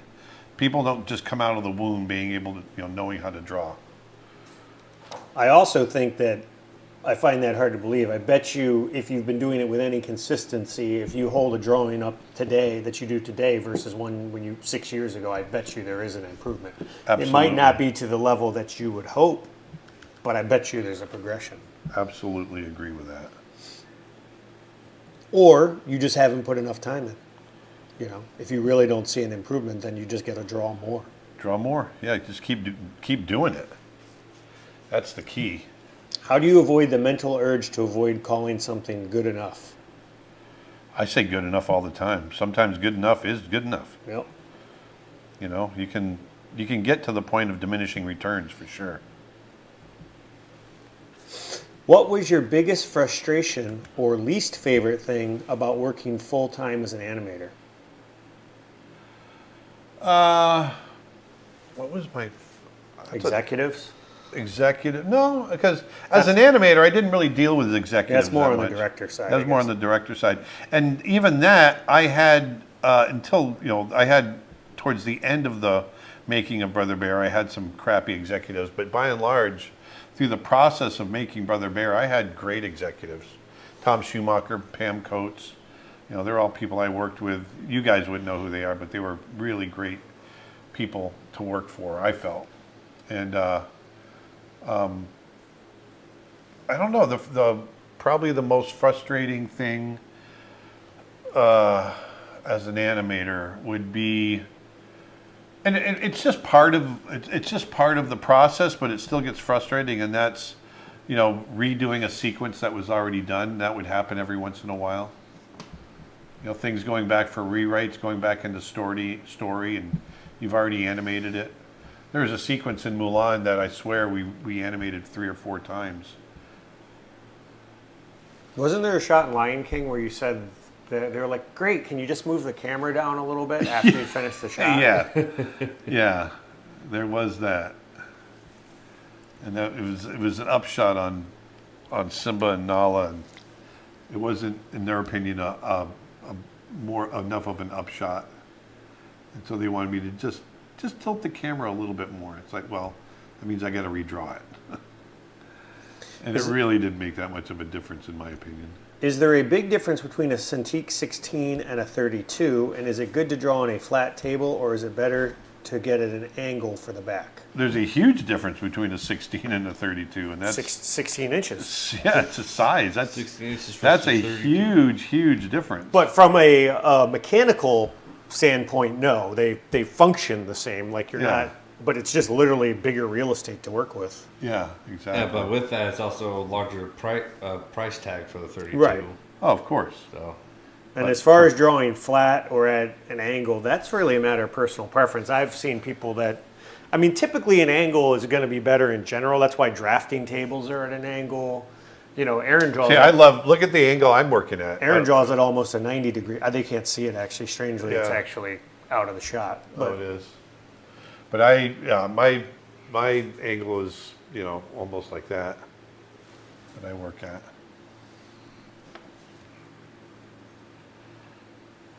All right, I got to start finishing this thing up. For those people that joined late, I want to let you know we have one spot left for our watercolor plein air workshop, which is November 7th through 11th. Only one spot left. If you go to creatureartteacher.com/camp, you can learn more. You can come to Florida, join Aaron and Ronnie Williford for 4 days and 4 nights of watercolor painting, lectures, demos, and cabin camping. And at night, we're going to be doing s'mores and having fires, and it's going to be a great time. You just got to Watercolor bliss. You just got to get yourself here, and then once you're here, all the lodging and meals are included. and that's over at creatureartteacher.com/camp. Okay. So go over to creatureartteacher.com/camp and reserve that one last spot if you can. And we also have pre-orders available for the new art books coming out soon. And, and Go for it, Dustin. What? Go for it, Dustin. Sorry, I didn't mean to step And in. the first 500 orders of this new book is guaranteed a signed copy. So get one while you can. and you can get them over at creatureartteacher.com/books. And for U.S. customers, if you use the code USA Books, you get free shipping with this book. So be sure to go over there and check that out. And for everyone else, shipping is reduced this weekend. So, Yeah, because of the Halloween sale, right? yep. Which got right there, and the sales are going up to a maximum of 60% off in of some courses, but everything is 50 or above. Correct? Yep. Absolutely. You got it. And it ends on November 1st, as it says on the side here. Daisy says the 32 has been discontinued, but they just released a new updated 27 with new features. Yeah, we got to use, Aaron, you got to use that one. I used the 27. Yeah, I really enjoyed it.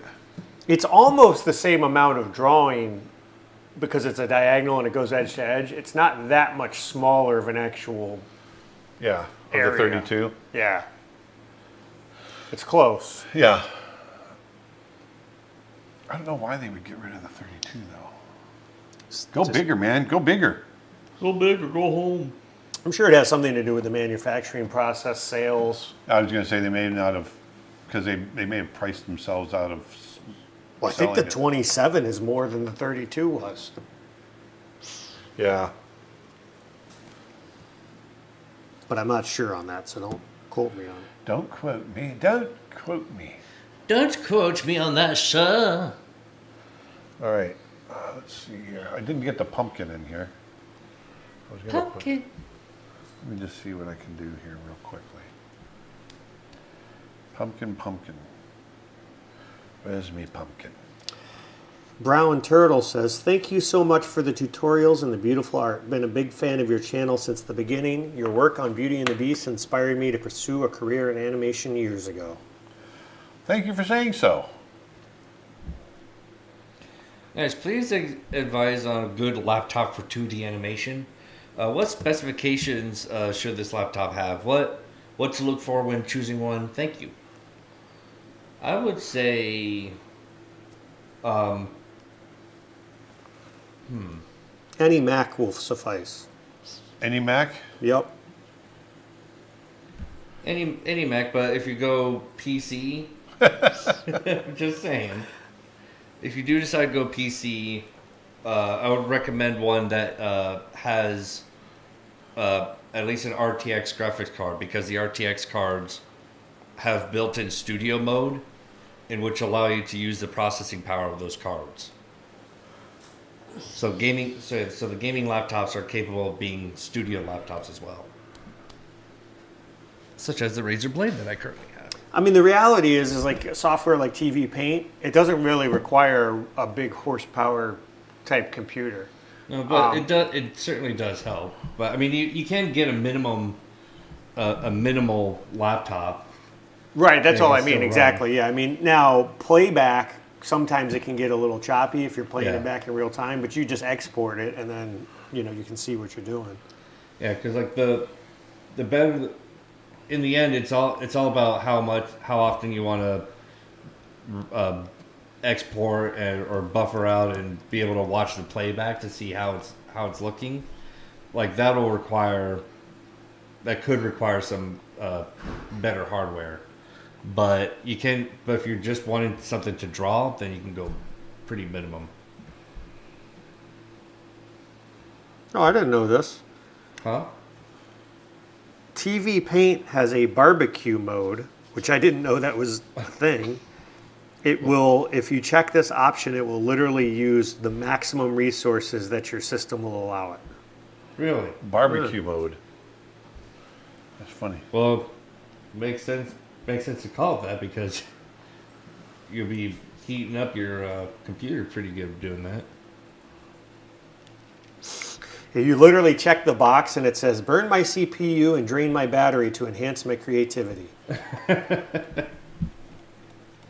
Nice. So, but if you're plugged in, it wouldn't matter. Nope.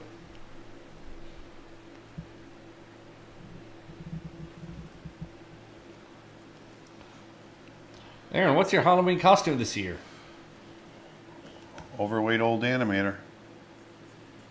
That's it. Kaiji says, just pre-ordered the book. Can't wait. I've fallen in love with your work. Thank you.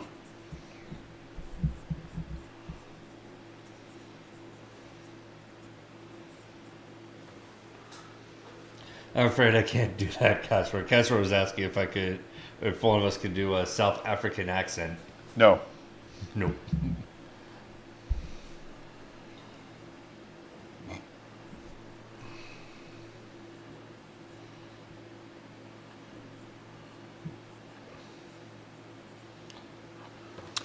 What do you say to yourself before starting an animated shot? Do you look for reference immediately, or do you try to get a feel for the shot and start animating right away? Say that one more time.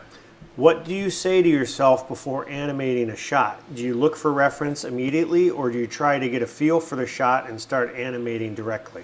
I Depends on the shot, right? It depends on the shot, but I really don't I don't start animating immediately, hardly ever. I'm thumbnailing, I'm researching, I'm doing all kinds of stuff. So yeah, it's for me, it's, you know, you got to do the research first and understand what it is that you're doing, whether it's research into how to animate whatever, motion research, or it's research into the story. You know, where does this shot fall within the storyline, that sort of thing, because a lot of times we have to do that. Talking about TV Paint and computer specs, Erica says, yeah, I'm running TV Paint on laptop with lower specs because it's really old. And it runs smoothly? Runs with no problem? Do you, random question, do you speak Spanish? You know what? I wish I did, but I Hola. don't. I don't speak any other language other than English. And that's one of my biggest regrets of my life, is never learning another language. Jade Price says, hi, Aaron. Any good tips in color theory? A lot. Not something I can really express here now. One of the biggest things is understanding how color affects color when you lay color against other color on which I'm doing a lot of here. I've got a course on color theory from Ronnie Williford, and I talk about lighting as well, where I cover color theory. That's in my on our website, creatureartteacher.com. I'm going to lay. If I could only get one, would you recommend volume 1 or volume 2 of your art book? I've got the small one already. Well, that depends, and here's my answer to this. If you want to get a signed copy, I would get volume 2, because you still got time to get in the first 500.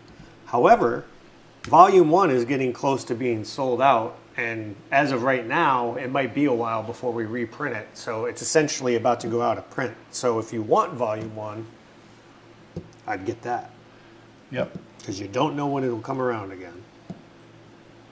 Are hyenas related to dogs? No, hyenas are more related to mongoose. They're actually more related to cats than they are to dogs, but their closest relative is a mongoose. They're part of the weasel family. They're a giant mongoose.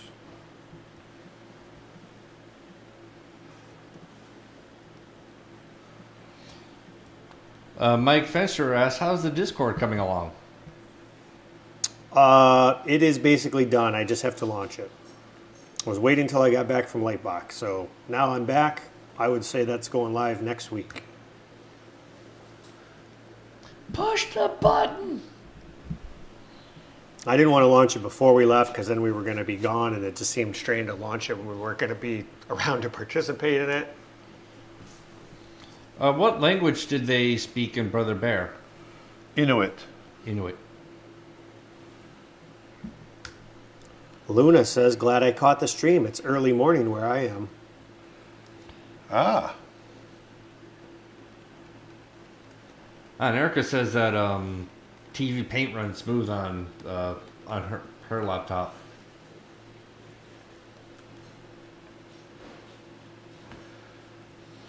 Yeah, TV Paint is is really efficient using the memory and all that, right? Yeah.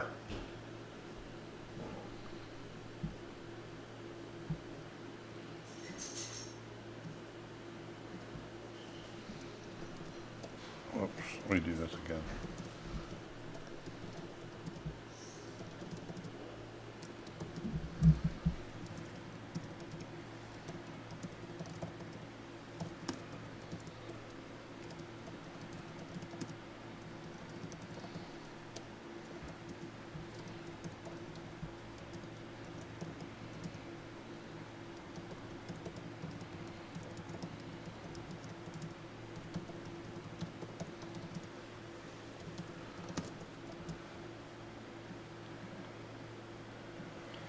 Oh yeah, that's nice, Benjamin. Benjamin says that TV Paint is very good at scaling with CPU cores. That's why it really works quite nice on low spec computers. I was working on a 2-core mobile CPU before my new computer just fine. Dang. It'd be very efficient.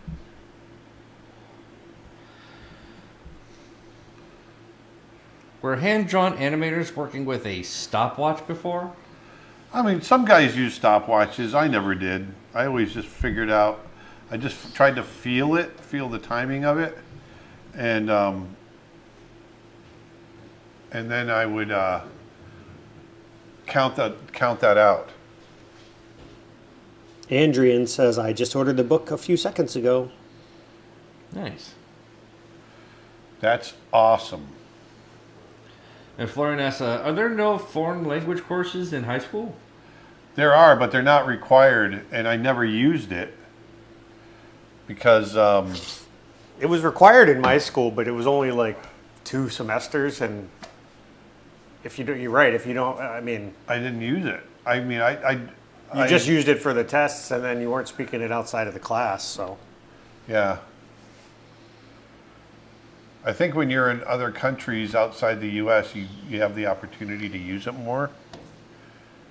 yeah, I mean, one of the things, obviously, like in Europe, because there's so many languages spoken in Europe, and it's relatively small compared to the U.S., each individual country, I mean, Yeah. you come across a lot more languages. So being Exactly. multilingual is of more benefit. Although it is interesting, you know, we do our workshops all over the world. And so when we were in the Netherlands last year, there were people that spoke Dutch. There were people that from Paris. There were people that spoke all kinds of different languages. But to communicate with one another, they all spoke English. Yeah. So we've always been able to get by with English. But I agree with you. I really wish I had learned other languages as well. I mean, I can follow a little bit of Spanish, very little, un poco. Yeah. But I'm not conversive in it. Was Disney your first ever animation job? Did you do anything before that, like freelance or anything? No, Disney. I actually trained at Disney. Disney was my first animation job.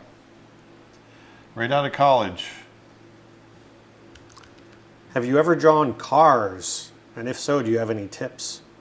No, I've never been much of a cars artist, drawer. No, I don't have any tips. It's not something I've really pursued. But that's a good idea, like industrial design type stuff. I'd love to get someone into. Well, we teach talked that. about having Pytoon do a course with us. Yeah. Pytoon would be great. Pytoon Ratanasarintra my Thai friend. And Lisa. And Lisa. And his wife Lisa. What Don Bluth film would you have loved to work on? Secret of Nim. Of course, that was made when I was a kid, but Secret of Nim.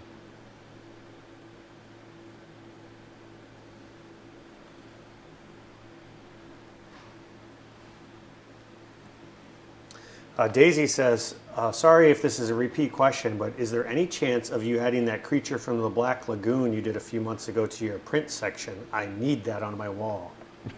We could do that. I need this on my wall. Sure. Look for it soon.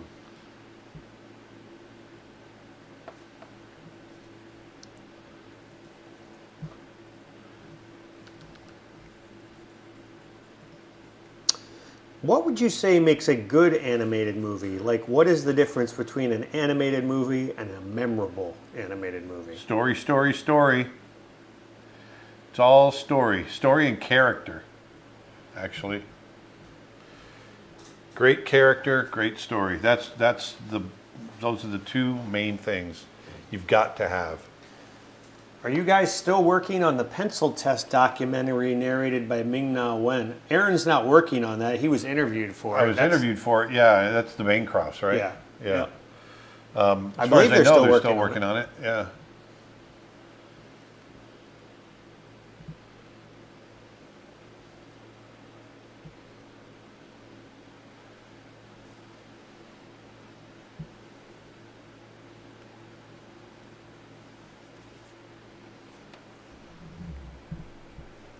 This is a long one.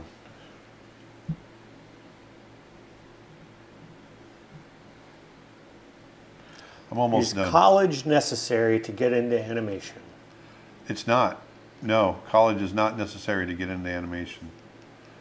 Matter of fact, college is getting to be such a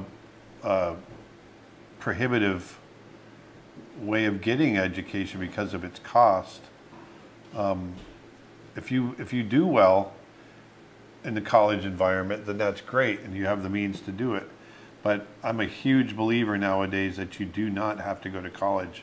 There's so many other ways of getting your education in animation without having to spend $50,000 a year. Have you seen the movie A Troll in Central Park? Yeah. Yep. And then that was It was made while I was at Disney. That's a Twitch question, also from Twitch. I just started online art college, and an assignment had me put down my inspirations. You were part of the list. Hey, thank you.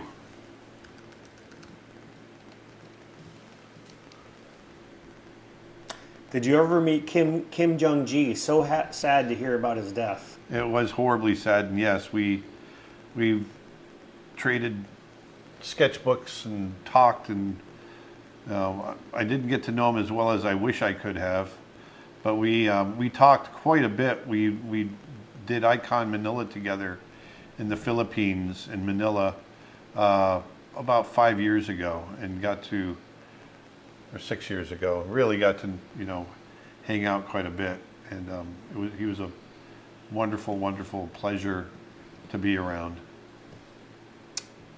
YouTube comment, I've always loved Rankin and Bass. My favorite was always Frosty the Snowman. Not at all He just passed away. Yeah, I was just going to say that, Yeah. Not at all earth-shattering animation, but great at the same time. Colors were so vibrant. Yeah, Yeah, Rankin passed away, right? yeah.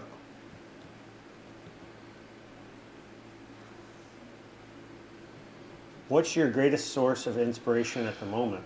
Nature. It's always nature for me. I was going to say me. Yeah, Yeah, Nick and Dustin and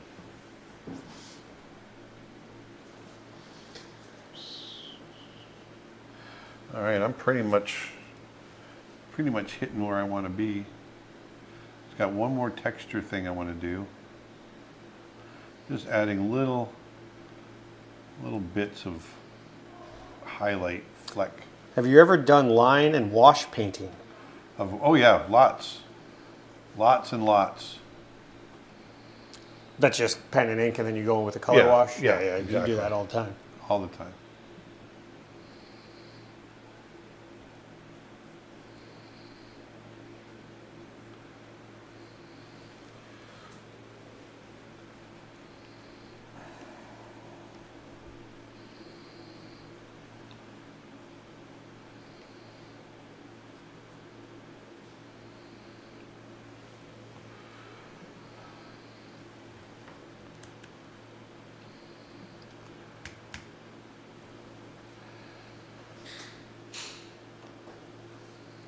What's your favorite part of animation? The rough animation. That's my favorite part.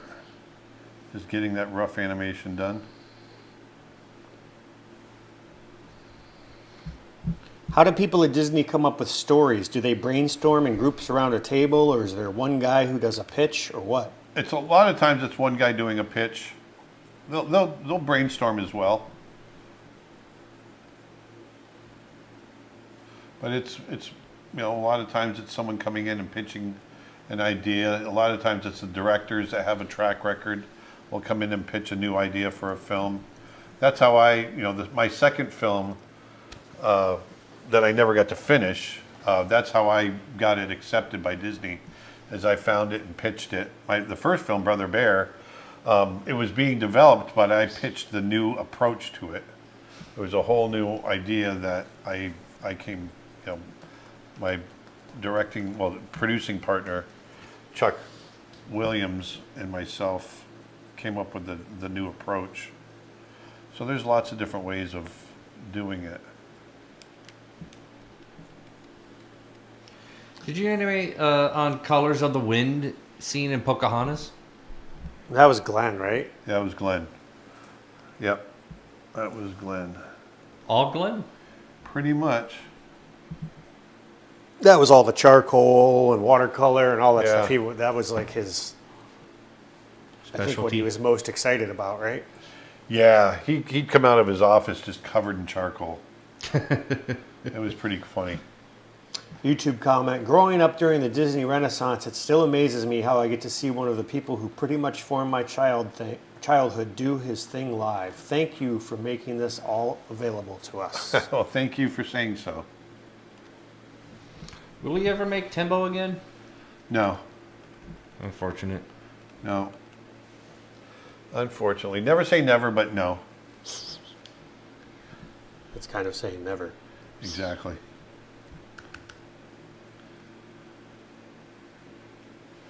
All right, I think I'm kind of there.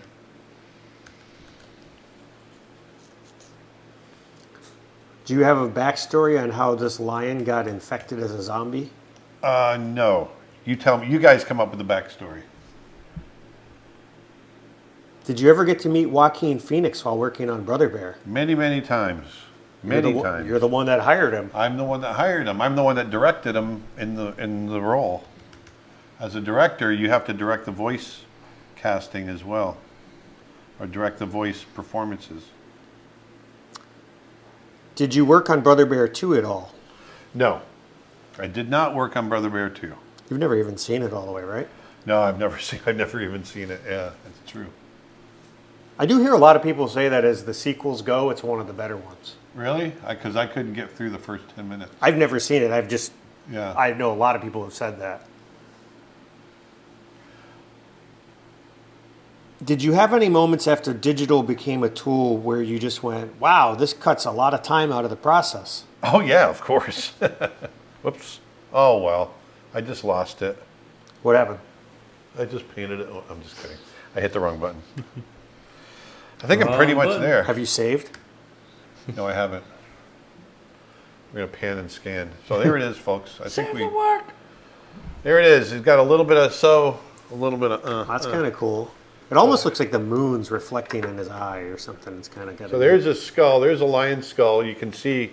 I was trying to be very accurate with the cheekbone and the eye socket. Show one more time. I had a full. I had the image of full screen. Go Where? ahead. Oh, there it is. So I'm trying very hard to keep the eye socket and the cheekbone and all that pretty accurate, along with the nasal cavity, and then just adding all the little funny details right there. And then we just have, we've got our pumpkins down the bottom, keeping it simple. He's stepping out of the darkness into the light. Probably could have put a few grass overlays in there, but I think it's in the spirit of trying to keep away from doing one more thing. Actually, I do have one more thing. One more thing. Yeah, I want to hit that blue a little better.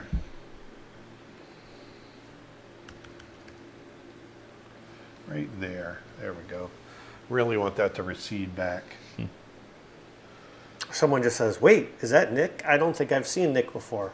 Yep, that's me in the blue shirt. That's Nick in the background. That's why I don't like this camera angle. I don't like being on camera. I like it. I'm just Camera kidding. sensitive. It doesn't bother me. I can't All right, there we I can't are. pick my nose anymore, though. Yeah, exactly.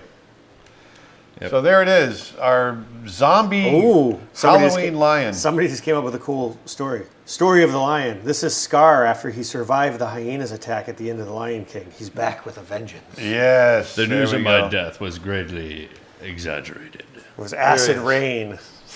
You've There seen it is. You've seen the '80s Return of the Living Dead. Yes. Seen that movie where the acid rain comes Yeah. down and makes it zombie. It's like the punk rock zombie movie. So there it is. There's our image that we created. This is where the inspiration started. So you can be inspired by something and end up nothing like what you started with. But that was the original inspiration right there, just getting that foot posed out that way, the way his feet are, and I just really liked the strength of that, and then I kind of did this. So there you go. There's our zombie lion coming out of the darkness. Happy Halloween, everybody. Are we going to do prints of this? Do we want to do prints Yeah, of we'll this? make Is prints it worth, available. Is it worth doing prints of? Yeah, let's do it. That sounds like a good Doesn't plan. hurt us to put it in the shop, and if people want to buy it, Yeah. I don't know if I want this hanging on my wall, but hey, if you want it on your wall, more power to you. some people said they want to hang it next to the bear. Okay. Oh yeah, where's the bear? Where did we The put bear. that one? The bear. Did I get rid of that Bring one out the already? teddy bear. Go to open recent. Open recent Halloween zombie bear. And if you give me till Monday, I'll go ahead and I'll have the creature from the Black Lagoon up there too. So by Monday, you'll be able to get the zombie bear, the creature from the Black Lagoon, and we'll get the zombie lion up there. The zombie bear is up there now. If you go to I creatureartteacher.com/prints. hate it when it does this. The automatic docking. I just did it again. Damien says this looks a lot better than the live action Scar. Well, thank you. So there we are. There's our zombie bear. And then our zombie lion. Zombie bear and zombie lion. Kind of fun. I Yeah. like it. I dig it. I think Well- they belong in the same world. at Once a least. year, Aaron draws something dark. Yeah, there you go. Dark and gruesome. Dark and gruesome. So, no, let me save it because I haven't saved it. File. Save the work. save. One Save last as. thing. Save to my computer, yes. In the live stream folder. Yep. Creature art teacher, yes. Aaron Blaze. Project Dolphin. Someone says Oh my now gosh. you need to do a zombie tiger. I hate when they do the by date. Why is it doing it by date? You can change it. I know. How do you change that? Let me show you. Because I was just doing it by column. Oh, weird. Yeah, it's not. You see what I mean? It's just randomly doing it by date. That is strange. Ah, so annoying. I don't know why it's doing that either, actually. Uh, Weird. I know you can just search for the folder Yeah. because it's live stream images. Live stream. Someone says that bear and lion could definitely be from the same zoo. It's a zombie zoo. Ooh, there's a That's show. right. The zoo. zombie zoo. The Zoo of the Living Dead. Zombie lion. Oh, you got to do a zombie chimp. We got to do a whole menagerie. A menagerie. Menagerie. Menagerie of the Living Dead. Menagerie. There's a title. Menagerie of the Living Dead. Menagerie. Oh, I forgot to do the splatter. That's what it was. You know that splatter brush I've got? Oh, yeah, That- yeah. That was the one thing I wanted to do, that extra. Well, we'll go back in. Let me go back. One there more real- thing. I got to do One one more more thing. One more thing, everybody. Cross it off your bingo cards. Yeah, I got to do my splatter brush. Twitch question. Have you ever lost a drawing that you spent hours on by not saving? Oh, yes. Yes. Oh. I've got everything pretty much set now to autosave. You know that one time wherever you were at and you heard a scream? That was Aaron when he lost work. Yeah. You can hear it anywhere on Earth. Now, I'll never exactly forget right. the experience of Birds of Prey course when we were trying to The owl. the barn owl episode, and we're about what we were pretty close to being done with that one. Like we were at it for like 2 hours almost, maybe longer, and we had a power surge, and we ended up losing the entire screen recording Yep. of that episode. We had to start all over again. Super annoying.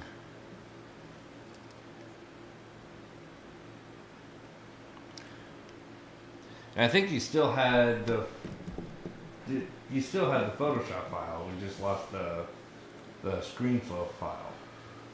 Was that what it was? Yeah, something like that. Just wanted a couple. Someone says, little- "Oh, I love that bear. I didn't know he did that. That is impressive." Yeah, that was from like 2 years ago, I want to say. 2 or 3 years ago. Yeah. Oh, I haven't signed the line. We know Aaron was born in the late 60s. What about Nick? Late 70s? I was born in 1980. I keep forgetting we're exactly 10 years apart. Yep. You guys are. That's right.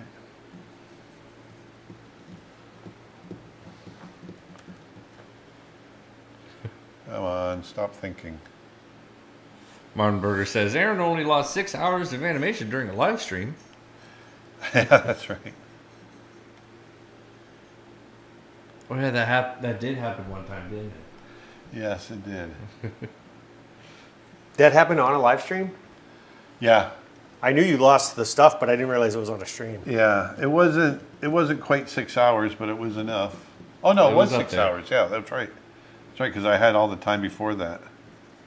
So while he's adding this one more thing, I want to let people know that if you go over to creatureartteacher.com this weekend, we've got our annual Halloween sale going on. Everything on our website, which is over 600 hours of art lessons, tutorials, thousands of Photoshop brushes, tons of photo reference packs, everything is 50% off or more. In fact, some courses are up to 60% off, and this is this weekend only. So hurry up, that all ends November 1st. And our memberships are on sale as well. And our memberships really are the best value in art education. You can get, with an annual plan, you can get everything on the website. That's all 600 hours, plus all the brushes, plus all the photo packs for just, I think it's $179 right now, $174, something like that. And everything is yours to keep. Plus, you get everything we release over the next year. Or you can sign up for a monthly streaming plan, which is basically like Netflix. You get access to all the courses and there's no contract and you quit anytime you want. Well, there it is. Now we're done. I got our slight little splatter in there, as you can see. And I got it signed, and there it is. But So that was fun, you guys. I had no idea what I was going to do when I sat down with you, other than saying, yeah, I want to do a zombie lion. So here's my zombie lion off the cuff. Well, it still took 2 hours, or 2.5 hours. But there you go. There it is. Well, I hope you guys have a great Halloween. Have a great weekend. Halloween's on Monday, isn't it? it's Sunday. It's Sunday? Yeah, because Monday's the 1st. Oh, Right? Well, then- Yeah, Monday's. then happy Sunday then. Yeah. No, Halloween's Monday. It is Monday, right? Yeah, that's what I thought. Tuesday's the first. Oh! So there you go. So I hope you guys have a great weekend. Have a lot of fun. Go out and eat a lot of candy, and be safe. Okay, be very, very safe. Very safe. We're gonna have a good time here. So Nick's actually performing on Saturday. Yeah, I've got you're going to be performing too as part of Icon Manila. Yes, I'll be on Icon Manila tomorrow night with Rich Moore. Nick is going to be playing in St. Pete, Florida. Yeah, if his anybody's band? in St. Pete, Florida, you can come see my punk band, X-1. We'll Yes. be at If I Brewed the World. Shameless right. plug. Yeah, why not?